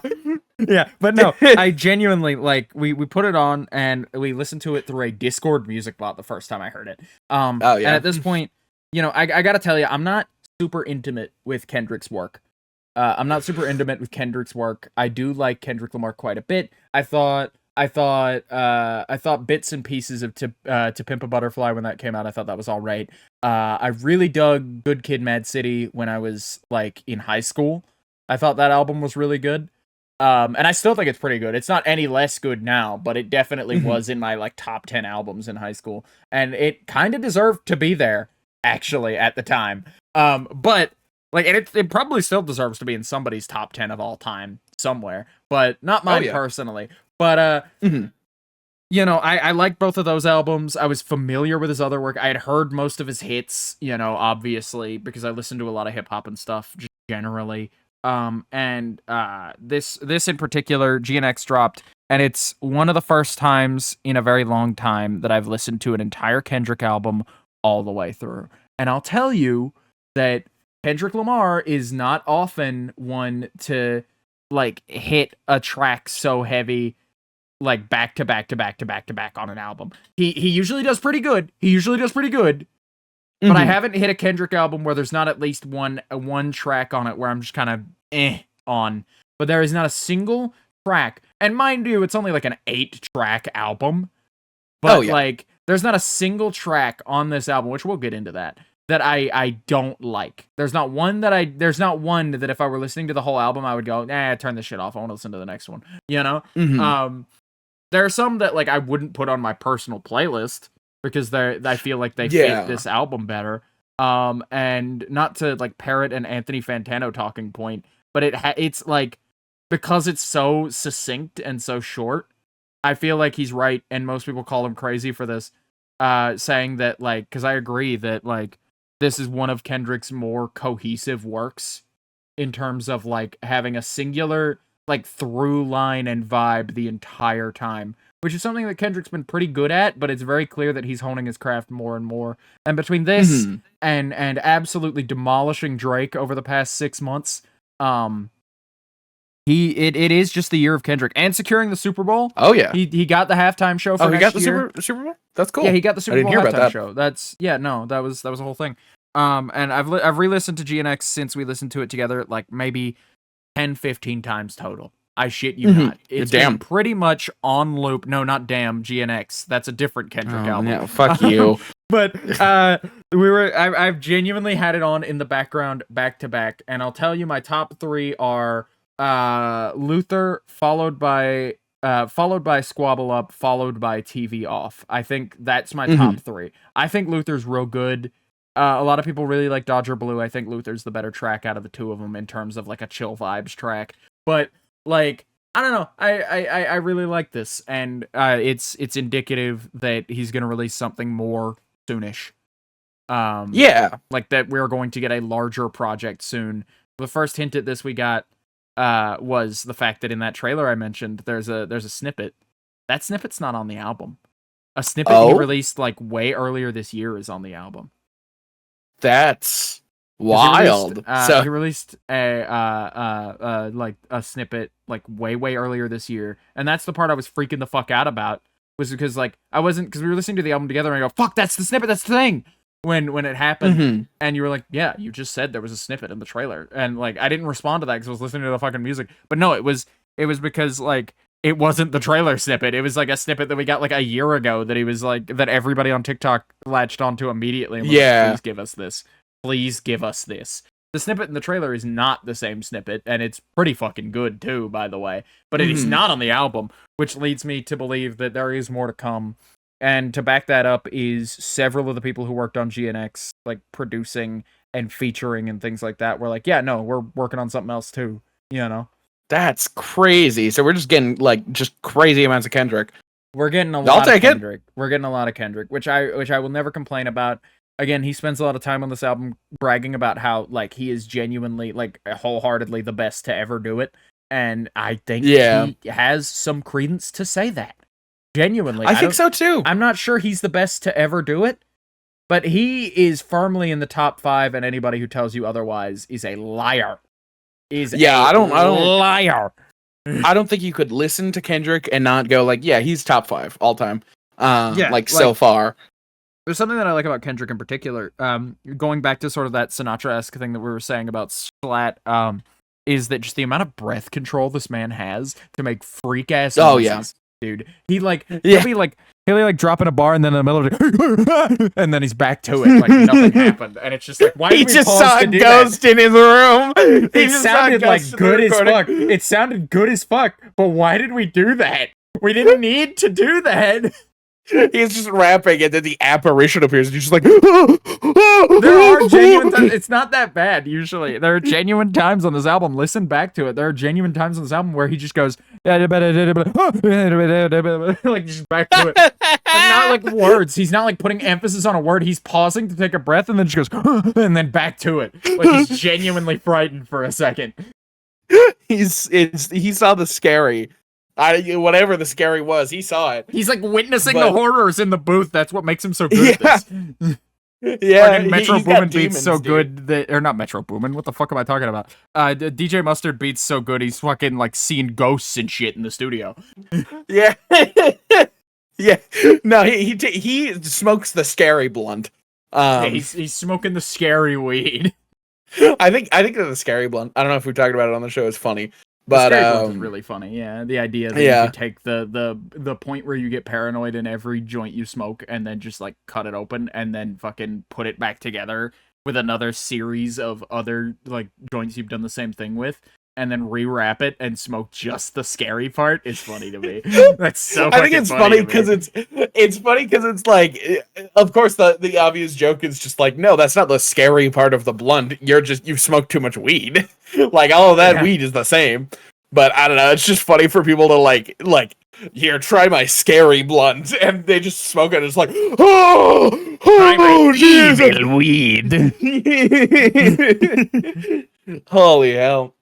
Smoke it will be great. Just smoke it, you'll be scared. But so scared. Kendrick is good. Kendrick's a good time. Kendrick? You said Kendrick, but your mic got you a little bit, so it sounded like you just said Pendrick. I think. Oh, I thought I got the wrong rapper for a moment. There's so many funniest. There are so many like contenders for funniest moment on this like little album to me, because there's like the obvious, there's like the mustard scream, there's the like fucking little fucking noises that he does. There are lines in it like, there's no bitch like my bitch because this bitch been my pen. There's like shit like that. What? Like, yeah, you know, that's a thing he says on the album. Wow, okay. He says that shit. But he says it with, like, the inflection of, like, there's no bitch like my bitch because this bitch been my pen. like, he was, like, faking you out for a fourth bitch. And it's such a funny moment. That's great. He's got such a fucking sense of humor about him, and I love that. On top of just, like, the amount of raw talent presented. But, oh boy, oh god. That was our little corner. That was our little Kendrick corner. Go listen to Kendrick GNX corner. if you haven't. It was pretty good. Oh, one more thing about GNX before we get too far from it. The GNX, the car, You know, because you know about the car, right? You know. I don't actually. The GNX is a car. It's the Grand National X. I forget what the X stands for. But it's I think it's Grand National Experimental actually, because it's the only Grand National model to ever be sold in black. Of black. I don't know what happened there. I'm choking, dude. I'm like dying because of the food The coma's turkey coming for me. is fucking killing The turkey is going to burst out of my chest like I'm in fucking Alien, dude. Gobble gobble, motherfucker. He's back. But no, it's the only model of Grand National to ever come in black, and there are a few other special things about it other than it's just like a neat looking car. You can Google it on your end, Jed. You can look it up. The visuals of this car are not important, or I would put it on screen. It's genuinely just not important. But the thing about it though is that car is now like projected to like skyrocket in price, and there are like people in comment sections on the album that were like, "Dude, I was saving up for like a GNX. What the hell, man? I was actively saving up to buy one. Why would you name an album after it and theme it after the fucking GNX, dude? Now I gotta, Jesus Christ, now they're like 10 times the price. And apparently it is actively actually affecting the price. So that's very funny. I'm not surprised. I'm not shocked, yeah. I'm really not shocked. The power of Kendrick is not to be tested. Speaking of the power of Kendrick is not to be tested. Not Like Us, a song you released earlier this year. Have you heard about this? Drake is like suing him. For, but not for defamation. For fucking, he's suing him like, for botting his streams on Spotify and like Apple Music and shit. Which is like dumb. Which is so fucking funny because anybody in the world, this is how you know that Drake's like spent this entire beef in his own little bubble of yes men. Because if you've been anywhere in the United States in the past 6 months, you have heard Not Like Us by now. It is impossible to avoid. It's genuinely like Christmas music at Christmas time. I shit you not. When that released, you could not step outside your house without hearing it. No, yeah. Yeah, at least a snippet of it. You can't fucking get anywhere without that shit, dude. It was everywhere. And you know what the funniest part is? He's doing this lawsuit, and everybody knows that it's bullshit. I'm pretty sure Drake included. Yeah. Like, everybody knows that it's bullshit. But the biggest fun fact about it being bullshit is that this lawsuit has put the song back at number 10 on the charts. Great. And it might go good even job, higher. Drake. It's genuinely so fucking funny to me that he put it back on the charts by going, nobody listens to this fucking bullshit. This is biased garbage. And then it immediately goes back on the popularity charts again. Yeah. I think that's so fucking funny. Because it was on the charts. It was in the top 10. It was in the Billboard top 10 for like what? Like a month and a half? Like 5-6 weeks straight? It was ridiculous.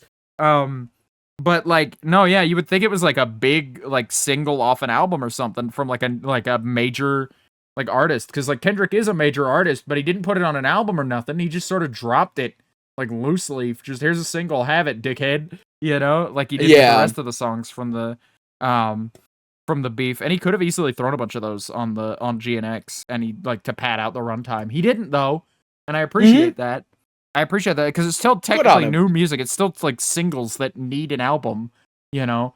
Like you could have totally justified, like, what? You know, I put Not Like Us on the album. Well, what's wrong with that? It was my best single of the year. And it's like, yeah, there's nothing wrong with that.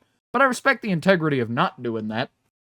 Like, I respect the move of, like, I don't need Drake to succeed. Because I think that's a lot of where GNX is coming from. Personally, I said we were done with Kendrick like 10 minutes ago, but that's where I think a lot of the like heat of GNX is coming from, and like a lot of the like release of it is coming from. Yeah. From like an artist standpoint, is a lot of people were like, oh, you know, this is the year of Kendrick. Kendrick's fucking popping off. Kendrick this, Kendrick that, Kendrick musician of the year. And everybody was like, oh, well, you can't, not everybody, but a certain subset of people were like, you can't name Kendrick artist of the year. He hasn't put out a project. He's just put out diss tracks. He's put out 3 diss tracks all year. You can't make it like, and that's all piggybacking off an existing beef, you know? So like, you know, that's not really an original project. I don't think, without a project this year, I don't think you could potentially call him artist of the year. And then he put out an album just now, which like GNX that proves every ounce of the fact that he deserves to be musical artist of the year. At the very least, rap artist of the year. You know? Like, that motherfucker. He proved himself to be every bit the exemplary motherfucker, the modern major image of artist of the year for the hip hop. Call this motherfucker scene. George Washington of hip hop. But yeah. George Oh, Washington dude. of hip hop. He's not like a founder. No, modern Major General. Modern Major General. That's what I'm Modern talking Major about, but General whatever. is not George Washington. It's not George Washington. You're so no. Hamilton brained, But you fucking dick. What? He Shut never the said fuck that. up. He never He said did that. never That's a say that, Hamilton and it quote. wasn't about him. I know. I'm just saying. You're thinking about Hamilton. Fucking, You're thinking about Hamilton. fuck you. You're thinking about Hamilton. The stage play comes before actual like history in your brain. Fuck you. Fuck actual history, dude. Lin-Manuel Miranda. Yeah, I don't know. This would be a great time to have a Lin-Manuel Miranda. Oh, damn, really? I know some like deep secrets about you that you wouldn't want on the show. You just like unveiled your own likeness of Hamilton. I used to like Hamilton too when it was newish. Too. Yeah. But like, you know, I don't know, Year of Our Lord 2024, that shit's not so cool anymore. And like, I don't know, I swear to you, it has nothing to do with the fact that people are shitting on Lin-Manuel Miranda lately. I swear it's not because it's cool to dislike him. It genuinely came down to like, oh, Hamilton was pretty good. I liked that musical. Let me go back and listen to some musicals that I liked. And one of those happened to be Hamilton, and I come back to it in like 2022, and I go, this fucking like is like well put together. Kind of like sucks ass though. This kind of just is not nearly. This is not nearly hitting as much as I remember it, which is fine. I prefer it doesn't In mean the that Heights. Hamilton. It doesn't mean that Hamilton actually sucks shit. It doesn't mean that Hamilton actually sucks shit. It just means that it was 2016 good, not 2024 good. Well, you hyped it in your brain as well. Of just like by the time you came back in 2024, you were like, man, this was good. I'm gonna listen to it, and then you're like, oh, this is... It's 2022. Maybe I'd like it again if I went back to it. I also prefer In the Heights, but like, I'm not a big Lin-Manuel hater. I think Lin can do some fine shit. Fucking somebody posted about it recently. Just in light of recent events with Disney, just like the Lin-Manuel Miranda tweet, except it's like a fake Lin-Manuel Miranda tweet that somebody's like edited. He didn't really tweet this. It just says, "See, not so hard to write a Disney song that doesn't suck shit, isn't it?" Goddamn. Fuck. All right. I think it was related to like Moana 2, actually.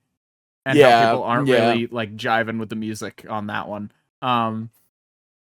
But that was our Kendrick corner. That was our Kendrick corner and our slight Lin-Manuel corner. Fuck it. Lin-Manuel Miranda sneaked in there. He snuck in there just because, I don't know, man. Jed thinks greatest fucking hip hop artist of all time, and he somehow ends up at Lin-Manuel Miranda. We were talking about modern major artist, and then I said modern major general. I was making a joke about like the original show tune, the fucking modern major general. I know. And I was going to reference that, but I lost it. I couldn't remember the guy from the name. And you went from fucking his name. You went to George Washington. I went to George Washington. So I was like, fuck it, George Washington. Fuck you, George Washington. Anyway, moving on. I digress. But fuck you, God. That's I our can't Kendrick believe corner. this shit. We're done with our Kendrick corner. That's all I have to say about Kendrick Lamar and his current works. I'll say more when he inevitably releases that other album. Oh yeah, it'll happen. This episode, I want to bring this up now because I do want to broach it. This episode has been a lot of sidetracks because we've just been getting excited and talking about things. But I want to talk about sidetracking shows. I saw a Twitter clip last night, and I showed it to Vox. And about the Twitter clip. It was a woman being interviewed by somebody, and they were like, "Wow, before this interview, I didn't know you were a musician." And they said, "I'm not a musician, I make music." And they went on this whole sidetrack because they didn't know the difference between musician and magician. So they thought they were like being demeaned. The interviewer was calling her a magician, and she was like, "I'm not a fucking magician," or whatever the fuck you just said. "I make music." And it's like, you might be the most brain dead person to ever walk the face of the earth. And if that, like, on the show, if somebody derailed the whole show to have like some like grandstand, I'd be so pissed. I would be really they're pissed. Like objectively wrong too. Like I would, like I would straight up just be like, yeah. If we called somebody an actress, like if we called a female actor an actress, and she wanted that corrected to actor, I wouldn't mind, because that is a intelligent mark of like, this is the term I prefer. Please use it. That's fine. However, if you don't know the difference between musician and magician, maybe like don't do that. I don't. Yeah. I genuinely have no further advice for you other than just like you should probably like better to like stay silent and keep people wondering if you're an idiot than to open your mouth and remove all doubt, man, or whatever the fucking phrase is. Like there's just no pissed point. Me the fuck off. I think if I had somebody on my show derail, like if somebody on Vox Jed Fight About It came on and derailed the show that to that heavy of an extent and grandstand, I would have been like, all right, fuck you. Recording's over. This isn't an episode. You're not being on an episode. Get out of here. Like, I would be so swing the other way. I think I would get genuinely mad about it and we would leave it in. I think I would genuinely just let that run. I think I would genuinely go off on them about like I would go, great, that's content. I can spend the next half hour of the show teaching this motherfucker the difference between musician and magician. Yeah. Because it's like, motherfucker, at first I thought their point was like, yeah, don't put me in a box, don't call me a musician, I make music, I'm a multifaceted person. It is like, that alone kind of irks me of just like, motherfucker. That alone is kind of pretentious, and it's like, motherfucker, you're here because you made music, alright? Yeah, but you like, make music, and thus you are a I would have allowed it. I would have allowed it, you know? But on the, like, I'm more than just a musician sort of perspective. But it's the fact that it's just such like a nothing, like no legs to stand on whatsoever point that they're trying to grandstand on, and it's like, dude, are you intentionally sent here to like anger? Is this like a rage bait clip? I'm not sure it wasn't, dude. I'm genuinely not sure it wasn't. I'm not sure. I want to believe nobody's that dumb. I want to believe that nobody's that loud, wrong, and stupid. However, I've seen it to be true more than once. So I wouldn't be shocked if it turned out to be true again. Yeah, I wouldn't be surprised, but like, fuck, man, that clip made me so unreasonably angry because I'm just like, I've gotten very podcast brained where it's like, dude, we have a show to put on, and you like halted the momentum of the show to grandstand. Fuck you, get off my show. Like, fuck, I don't know. No, stay on my show. Let's argue about it. Stay on my show. Let's fight about it, baby. Make a fool of yourself. We get evil. Oh yeah, here. shit. Yeah, I guess that would be the thing to do. We should just have people on that we like horribly disagree with who are like, oh shit.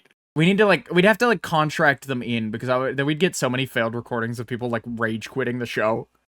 Yeah, I'm certain of it. We should do like one of those like call-in shows where like flat earthers call in and we're like, dude, the earth is round, and they're like, fucking no, and it's like, here's a photo of the moon, and they're like, that's fake. I think that'd be a fun bit. Now is a great time to tell you that I have Donald Trump's phone number. Just right now. Dude. Yeah. Hey, wait, where did you get that? You wanna have him as a guest?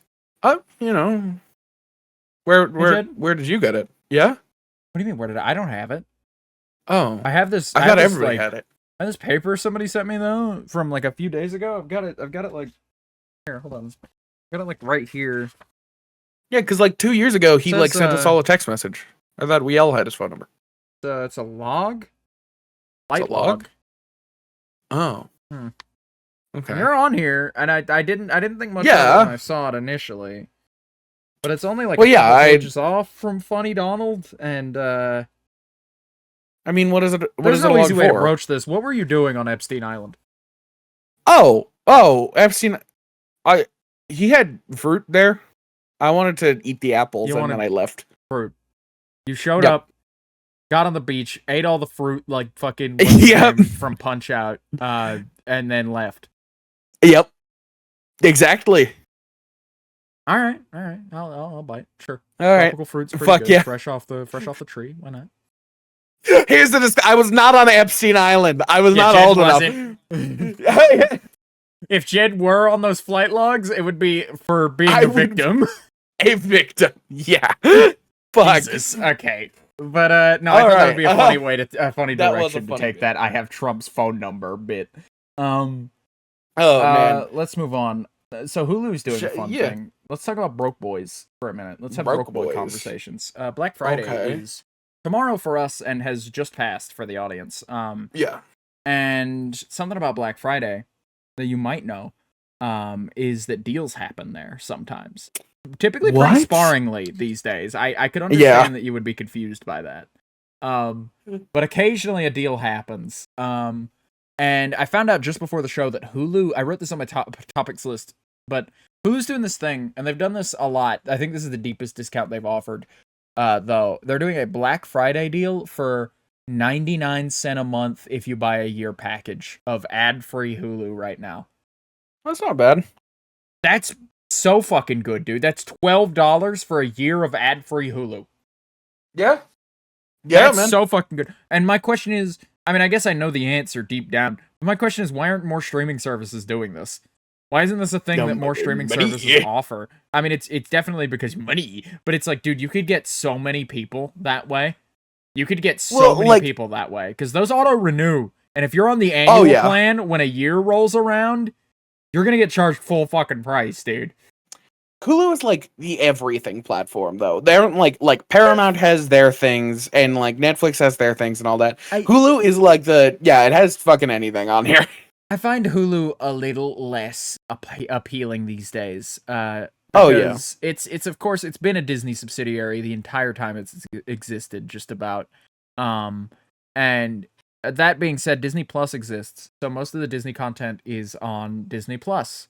Along with a lot of the Hulu, Disney Plus has a Hulu area with a bunch of non-paywalled Hulu shit that you could just watch there.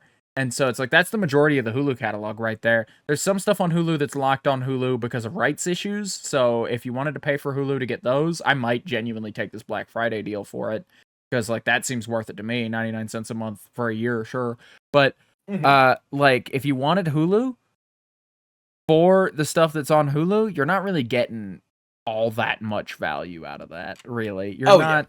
Yeah. There's a lot of reality TV there. There's a lot of, like, game shows there. There's a lot of, like, older movies, like, some, like, FX shit and stuff. Yeah, no, there's, like, Rick and Morty. But if you have all the other streaming services, like, shit like all the Adult Swim and Cartoon Network stuff, HBO Max also. And with HBO Max, you at least used to get a hell of a value out of it, because you get like every HBO show ever produced. And for a while there, you got like all the Warner Brothers stuff, but Warner has been like steadily pulling their shit over time, and I don't know what they're doing, really. I genuinely don't. But like a lot of the classic Warner stuff, a lot of the like Turner classic movies are on there. A whole lot of the Universal catalog and whatnot are there. You know, like they're just. My point is, Hulu is just not the place to watch the things that are available on Hulu, and that's its biggest downfall right now. When's the last time you heard about a Hulu original? You know when the last time I heard about a Hulu original was? That guy who that show about that guy who like was like a professional impersonator and con man who like just like took somebody else's life, who was currently like serving a life sentence in prison, and was like, "Hey guys, hello family who hasn't seen me in 30 years and probably forgot what I looked like, kind of. It's me, John. I'm back. I got out of prison. I'm free." You know, what and the he hell? just does that for some reason. That's the last time I ever heard about a Hulu original, and I was in high school. What the fuck are they doing? I don't even remember that. What? I have no fucking clue what you're talking about. I remember on that the front. concept of that show because I was like, what the fuck is this? Okay, I'll watch it. It seems like a decent like drama premise. And then like I sit down and I watch the first couple episodes, and it's like I had so many questions about just like, dude, that's your son. Or is supposed to be. How do you not recognize that that's definitely not your son? I don't get it. And so it just like that disconnect killed it for me. They also did that adaptation of that Stephen King book about stopping the Kennedy assassination. And that was actually a pretty good limited series, I'll say. That was pretty all right. But what have they done recently? What have they done? Fuck Nothing. all. They've done fuck all. They've just sort of just been like Disney's like. They're the modern version of like Disney XD. They're the streaming service version of Disney XD. It's where Disney takes all the shit that they deem not good enough for their main Disney platform and just kind of like, shoo, go. You go to Hulu now. Thank you. Like all the shit. Yeah, where they just fucking dump shit. They don't want to do anything with it really. So we'll just like throw it over on Hulu. Yeah, it's like you're going through Disney's fucking landfill, and like as much as like you might find a gem in there every now and again, you're gonna have to like schlop through like the Kardashians and shit to get there, dude. It's gonna be a minute. But there's just I thought it's a pretty good deal though. $1 a month, not bad. I think that Black Friday is bullshit now. Where it's just like, you guys are fucking like trampling people to get prices that you could get like tomorrow. instead. Oh man, now I'm getting the meat hiccups, dude. Because like don't call them meat hiccups, man. Fuck, you're That's right. what they but, are. Like, you shouldn't call it. You shouldn't say it. But like, I think it's a pretty good deal. I think $1 a month is pretty good. But like you said about trampling people, Black Friday runs so early now that like most of their like online deals are available on Thursday, Wednesday. Like you can order all the shit online as a Black Friday deal, and then Cyber Monday, which is like a weird buy our shit online instead day if you missed Black Friday the following Monday. Where like you want to like do the same deals as Black Friday, except you got to wait like 3 weeks for it to ship to your house. Sure, here you go. Like get drunk, fucking go on Amazon, have a night. Cyber Monday. I think that's such a funny fucking name for it. We're going digital on Monday for 1 day, dude. Shit, dude. Y2K could be the end of the world if it happened on a Monday, on this particular Monday in November, which it couldn't have because it was New Year's in 2000. But yeah, if it did, wouldn't that be scary? But no, yeah, I agree with you that like year in, year out, like finding good shit on Black Friday becomes more and more difficult. And to me, it's mostly just like a decent excuse to shop. I'll go on Black Friday. Like tomorrow I'm going on Black Friday shopping all day. Like I'm going on like a big like binge in town of just like I'm gonna walk into every store, I'm gonna take a look around, I'm gonna fucking like buy maybe 3 whole things across every store we walk into, and one of them will probably be an article of clothing that like I need, not that I want. Like I'm probably going to leave with like socks or underwear or like a new button up because I need a new one. And not really stuff that I would like really, really want to get. I thought about picking up a Quest 3S, and I'm still considering that. Because apparently it is, like, in terms of, like, resolution and lenses and whatnot, it's a step up from the Index, but not by that much. Not by that much. Yeah. But also, Target's doing a deal where if you buy one for $300, mind you, you get a $75 Target gift card with your purchase. And it's like, if you're cool spending $75 at Target, then sure, you know. Yeah. If you that's a weird deal to do, but you know, I've seen places do deals like that before. It like locks in your patronage, you know, and instead of just giving you a straight discount, you ensure that they're gonna be back in the store again. And what if they want to buy more than $75 worth of shit in one go, and then you know, womp womp, I guess you get a little bit more of their money. And so I guess that's the intent there. But yeah, Black Friday just does become shittier every year, and I'm kind of sad about it. Yeah, like even consumerism isn't that fun anymore, dude. Like that's the point in capitalism we've gotten to, is that even just going to the store, like doing the thing that all the corporations actively encourage you to do, and getting your hard-earned money and walking into their establishments on a day where there's supposed to be rampant opportunity to buy. It's just like they know you'll buy anyway. Because Christmas is around the corner. And they know you'll buy anyway because Black Friday is an institution in America at this point. Everybody knows that the Friday, day after Thanksgiving, is the day when the shit on Walmart is going to be on sale. Like that's you know, you can walk into your local Target and save like $20 on a TV at this point. And like that's not even fun anymore, really. I have a good time, but I only have as good of a time as the average shopping trip. To be fair, it's just a shopping trip, but it's like 10% off. Cool. It's a shopping trip, except I get to buy a couple more things I normally wouldn't because they're a little bit cheaper, and I feel less guilty about it. That's it. Yeah, that's all there is to it. Oh man, but I'm gonna go Black Friday shopping, and I'll report back sometime in the future on the show, maybe. And we'll talk about what happened there. But yeah. You know, we'll see if my estimation of I'm probably going to end up with 3 items and one of them is going to be an article of clothing. We'll see about tune back in to see if Vox had 3 items on his list. And if one of them is an article of clothing. Yeah. We'll figure it out. Shit. We're such a good show. That's incredible. They'll come back next week. They'll come back. Oh, they'll come back every fucking week if we fucking just keep talking about the shit that we bought. It has to be. It has to be the week after because next week's a guest episode. Write off. Oh no, that's not how tax write-offs work. We aren't making money off of this show. We could be making money off this show if we just keep buying things and keep maxing out credit cards and talking about our like brand new Lamborghinis. You're right. I'm gonna get into credit maxing, dude. We got to get into crypto. Oh fuck yeah, dude! We gotta sell our audience a shit coin. Go buy fight coin. Go buy fight coin. Yeah, go Actually, I'm go sure buy. that one exists. Never mind. I take it back. I buy. rescind the bit on the basis that fight coin probably exists. Like any name we could come up with probably exists as an actual cryptocurrency, and thus will be. Go just buy like, Coxel coin. Coxel. It's like voxel, but all right. cock. It's a penis joke. Go buy Yeah. it. Don't actually, please don't. You can buy an NFT that is just a photo of my hairy rat penis. It's there. You can get it. It's on OpenSea. It's available. It's only a few $100s. Anybody can look at it. Please don't right click and save it. We're working on the honor system here. I was thinking about an NFT of your character from like the Phineas and Ferb head-on position. Just like looking dead at the camera, like It's the so worst fucking angle silly. too. I should That get is a MK to silly draw my moment. PNG, but like looking dead at the fucking camera. I think that'd be really. It's gotta be jarring. It's gotta be like in the fucked way, because like of course I'm used to seeing the rat from like a head-on perspective. No, but like, not in this art style. I think it would be particularly fucked for him to just like stone scraping sound effect turn to face the camera. Yeah.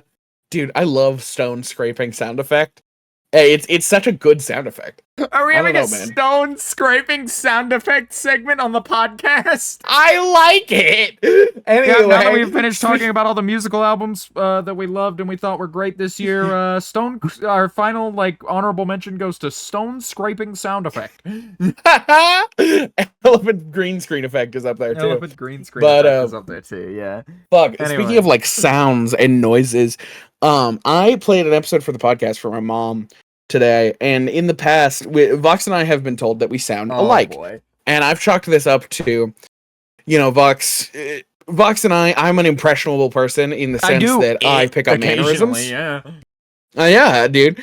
But like I pick up mannerisms pretty quickly, and I'll hold them for like, months at a time, depending on how long I've been, around people who do those mannerisms. And so that's what I've chalked it up to. But I start playing the podcast, and it was specifically the last episode with Beagle Eagle, where you intro it. And it plays through the intro, and we get through a little bit of it, and she goes, "So, do you always do the intro?" And I was like, "That was Vox. That was Vox, Mom." And it's like, my mother, who birthed me, couldn't tell the difference the fact at that first. she couldn't tell the difference. And the problem is that, like, she's listened to the show before. She's aware of, she's aware of what I sound like and what you sound like at length. And so the fact that at a glance, even at a glance, we can fool your mother, the person who raised you from birth, into believing that I am you over audio for even a moment is ridiculous. That is absurd. Ridiculous. And not even on her part. I'm not, shitting on your mom's, eardrums or whatever. No. But, genuinely, this happens so often that it is ridiculous how often we hear this, and it's just like I flip flop. Okay. I think they're right. I think they are right. I think they are right. You know what I think a lot of it is? I think it's because we have the same exact microphone under pretty much the same exact default conditions for it, and so pretty much our sound beds are pretty much identical. Our sound beds are identical. And then our voices sound similar. I think if we were in a room together speaking, in fact, we have been in a room together speaking, and we do sound different enough to notice next to each other when we speak in an actual real life setting. But I think it's our mics and the way it condenses the fucking waveforms that make our voices that really just bridges the gap and makes us fucking indiscernible at a certain point. Because in person, I would say I have a softer, raspier voice than you do. I have a little bit of gravel in my voice when you have a much smoother, and you're very brash when it comes to speaking. I'm so loud all the time. Yeah, you're loud as fuck is what I was saying, but in a nice way. You can say it. It's fine. I know. But you're loud as fuck, and I'm actually remarkably quiet. So it's much more noticeable in person. But fuck, dude, it doesn't mean that it's not kind of true, because I have more ridiculous, yeah. I have listened to the podcast, and there have been a few times that even I have had a moment where I was like, I don't remember talking about that. Oh, because I didn't fucking talk about that. I can tell when either one of us is speaking at length. If I heard me say this exact same sentence, I would be able to pick out that it was me, and vice versa. Of course, that you just said. But when I'm editing the show, occasionally I'll hear as like I zoom past in the edit, because like Premiere likes to catch snippets of audio to play them at you while you're zooming through. And I'll hear like one of us make a weird noise and go, why did I do that? Why the fuck did I do that? And it's like, no, that was a Jed noise. Never mind. When it's not one of your go-to noises, I can't tell. Because like it's genuinely like, because like, making noises is different to speech, is like vastly different to speech. Sorry, again, the hiccups are killing me. But I don't think it's noises even. It's not speech either. I think it is the fact that we have the same somewhere in the between mannerisms of like your hey gamers and whatever is that. I went way too deep. You're not a deeper voice. I don't fucking like I don't fucking like from like a fucking like from like the lowest but my like throat can go up. You're like, hey, is where I got my hello. That's where those like came from, in the sense of like, we kind of have parody in the way that we spend 8 hours with each other a day, more than likely. How long do you think it'll be until we're just doing a bit back and forth like normal, where we're like repeating a phrase to each other or something, and someone goes away and they're like, were those guys like mocking each other? Is that what was happening? Was one of them mocking the other one? Is that the problem here? That's funny as fuck. I think that's funny as hell. I thought about that just now, and I was like, Jesus, that's a funny concept. That's a really funny concept to imagine. Yeah, it's so great, because we're like, again, I've talked about it, how we're so similar yet so very different in very many ways.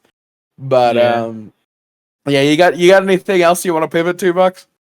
I got other things we could pivot to. I got other shit we could talk about. Don't worry. I'm not getting through my topics list today, so it's like really not an issue. We just talked about Hulu on Black Friday. You gonna do a lightning round? Since we've got like extra topics, assumedly, since we haven't talked in like a month. We can do a quick lightning round. Elon Musk announces AI game studio to quote make games great again. What the fuck, dumb dude? As fuck. Shut up. Dumb as hell. I hope you combust. I hope you explode at complete random in one of the like metal shit boxes you produce. I don't know if I'm allowed to get say an oxygen that, tank, actually, smoke a cigarette. Nobody's listening. That's all I'll say. Anyway, yeah, that sucks. Minecraft's Pale Garden content drop comes in full December 3rd. How do we feel about it? Very like, cool. Much sooner than I expected. Time. Yeah, I'm way sooner than I expected. I'm loving these small content updates. Not small, but like smaller content updates in like segments that they're doing now. And I'm if this like 3 months ish that we've had is the turnaround time on these, keep doing them. Fuck. Yeah, fuck. Shit. Keep going. But like we'll keep playing. Yeah, no, absolutely. Baldur's Gate 3 is still getting content patches. They just like introduced some new subclasses and like gameplay balancing shit. Like they don't do just bug fixes over there. They're still making things for that fucking game. Well, it's like a Larian like love product. They love that game, and they really do, but it's show just insane because it's like you guys won Game of the Year last year. What else do you have to prove? Like you're did they win Game of the Year last year? They won Game of the Year at release. I don't remember. I can't remember if it was them or Elden Ring. They lost to Elden Ring. Right, but they got the honorary one by getting like 10 billion other awards, I think. Yeah, they got like every other award pretty much. But like you guys like slammed it, you killed it, and you were under no obligation to keep making things for this game instead of just moving on to like making the next big one. But I appreciate that you guys are still doing that for when I eventually sit down and get past Act 1. Next thing. All right. Do we want to talk about Lethal Company turned 1 year old last month, and I'm making a video about it, and I think that's pretty neat. Oh, that is pretty. Did you just fucking use your lightning round to self promo? No, I had this on my thing, so I wanted to talk about Lethal turning 1 year old like in October. It happened like before Guest Month hit, so I didn't get the chance to talk about it. Yeah, that's weird. It is weird. It feels like it's still pretty new, but then again, it also feels like it's dead as hell. And it's like, damn, that's sad. It's sad that it died out that quickly. I hate seeing clips of it and going like, man, that was like a year ago. What the fuck? Yeah, that was like actually a year ago.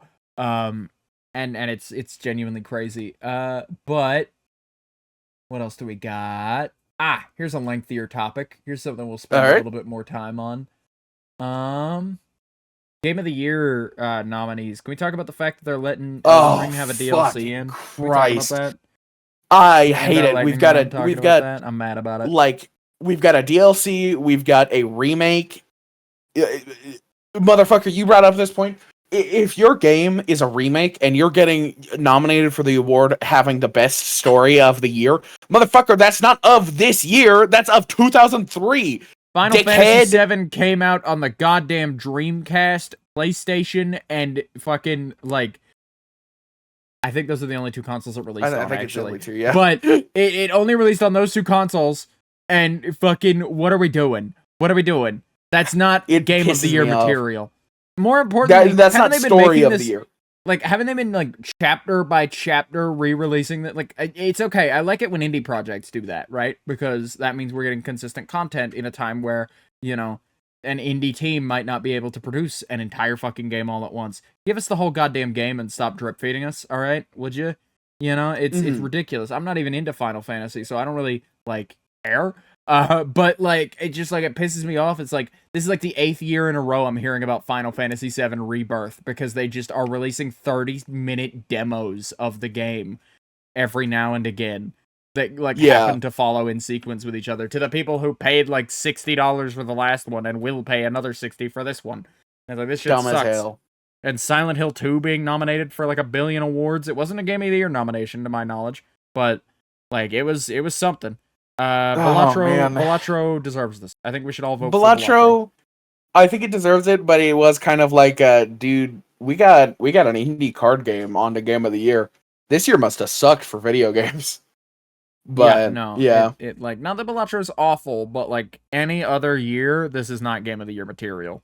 Like, this is not the kind of thing they would put up there for Game of the Year. But I think Balatro is a decent candidate. I do think Balatro is a good game. Could possibly be my Game of the Year. Like, personally. Yeah, I don't know. Like, Helldivers and Sparking Zero. I can't believe Helldivers didn't even get a spot, man. It's kind of just impressive to me that, like, Helldivers had that fall off so hard. But, like, I don't think Sparking Zero is Game of the Year. I definitely think it was a good game of this year. And I would say it's probably more deserving of Game of the Year than a goddamn DLC. But it is a good game that came out this year. Well, yeah, but, like...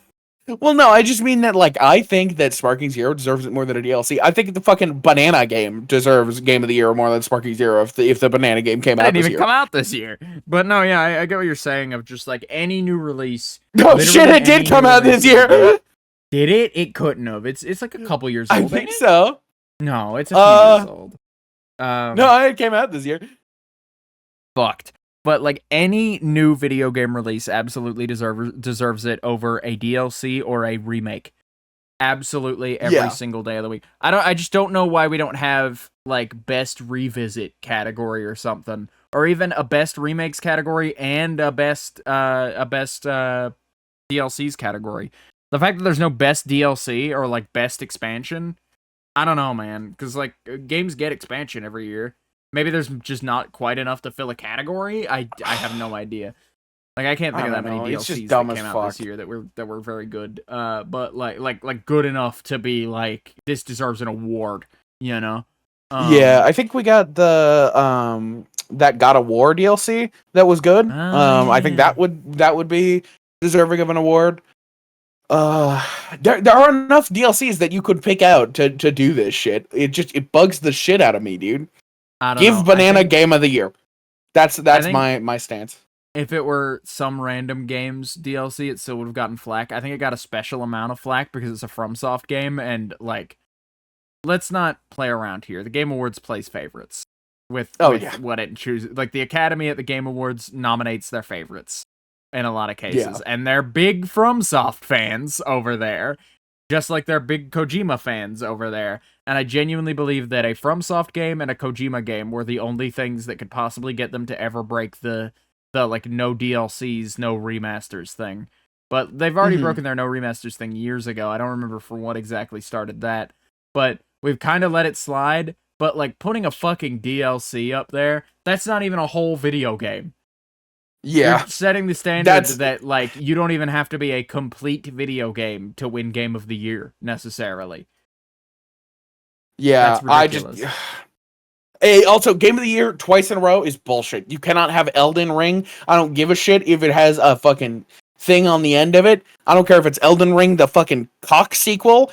If it's Elden Ring twice in a row, hat.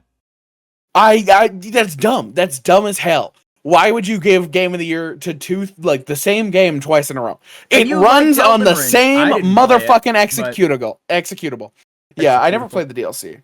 I wanted to. I got it. I own it. I just, like, I started playing part of Elden Ring to get to there. Like, I feel like it's... I feel like it's important to note for the audience that we're not, like, big FromSoft haters here. I genuinely... No, I love FromSoft. The Game Awards is already kind of a sham year to year, but at least, like, it maintained some legitimacy as a video game awards show in that it still handed out awards to video games. And now that's not even necessarily true. It hands out awards to unfinished, like, or not unfinished, but incomplete parts of video games. Where it's like, this DLC is not complete without the base game. I'm not saying there's anything wrong with the DLC, but it shouldn't qualify as a full game, I don't think. I don't know, it pisses me off in the way of, like, motherfucker, it's the same goddamn executable. I have to play Elden Ring to play this. This is not game. I have to play Elden Ring, dude. You don't understand. I have to. Fuck. There's no choice anymore. But there is absolutely no choice in it whatsoever. Very sad. I don't know. I'm pissy-pissums about it. You're pissy-pissums about it? Yeah. I can't believe you. And I think we're shared pissy-pissums in Elden Ring we're sitting in the same DLC. Piss puddle, I think. Yeah. Yeah. Vox and Jed piss puddle. I'm kind of sick of it. Vox and Jed piss about it.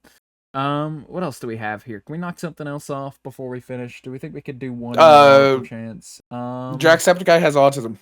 Jacksepticeye does have autism, and the Drama Alert account posted it. I keep seeing retweets of it. I don't follow the Drama Alert account. It's worth noting, but it just says diagnosed in, like, big, like, red stamp letters on, like, a mugshot of Jacksepticeye's face, and it just looks like, and it just says, the reports are in. The Jacksepticeye has been diagnosed with autism. It's like, reports are in. He tweeted about it. He tweeted about it himself. He tweeted about it. You say reports are in about something that he reported himself? I don't... And more importantly, why are we talking about this like he committed a crime? Yeah, no, he was like, oh yeah, my doctor said that I had autism, and I finally got that fully diagnosed, so that's cool. It wasn't even like a... Neat.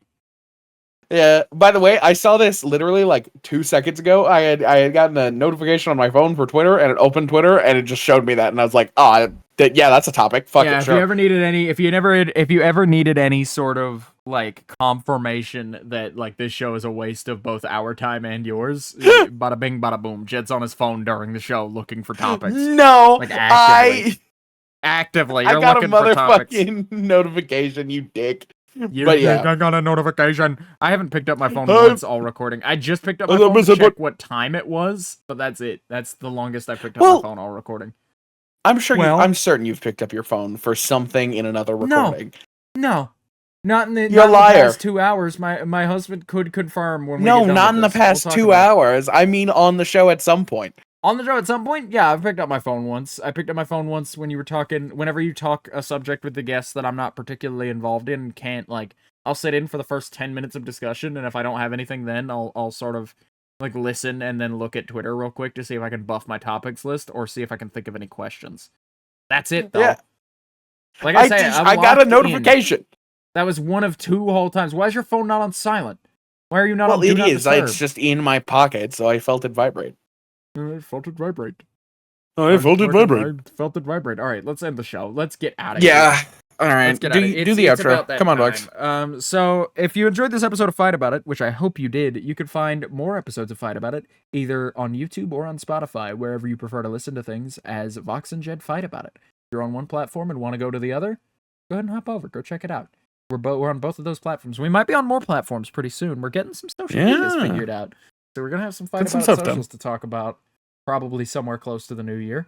It was supposed to be this episode, but I've been slacking, and we've been, like, trying to figure out logistics. It genuinely has been a logistics. It genuinely has been a logistics problem. But if you like, if you like me and Jed, you can find us down below at our pages where we have all of our links and we have all of our nice little things to, like, our Twitter pages and our Blue Sky pages. And our Twitches and our Twitters or we already said Twitter, but whatever. You can find all of those. All of them. You can find our Twitter twice. Yeah. Fuck it. It's on there twice now. Fuck it. Blue Sky and Twitter may as well be the same thing. You can't fucking schedule posts. Double up on Twitter. Anyway, Jed, if you'll remember, we set up sort of a bit that we had. Mustard!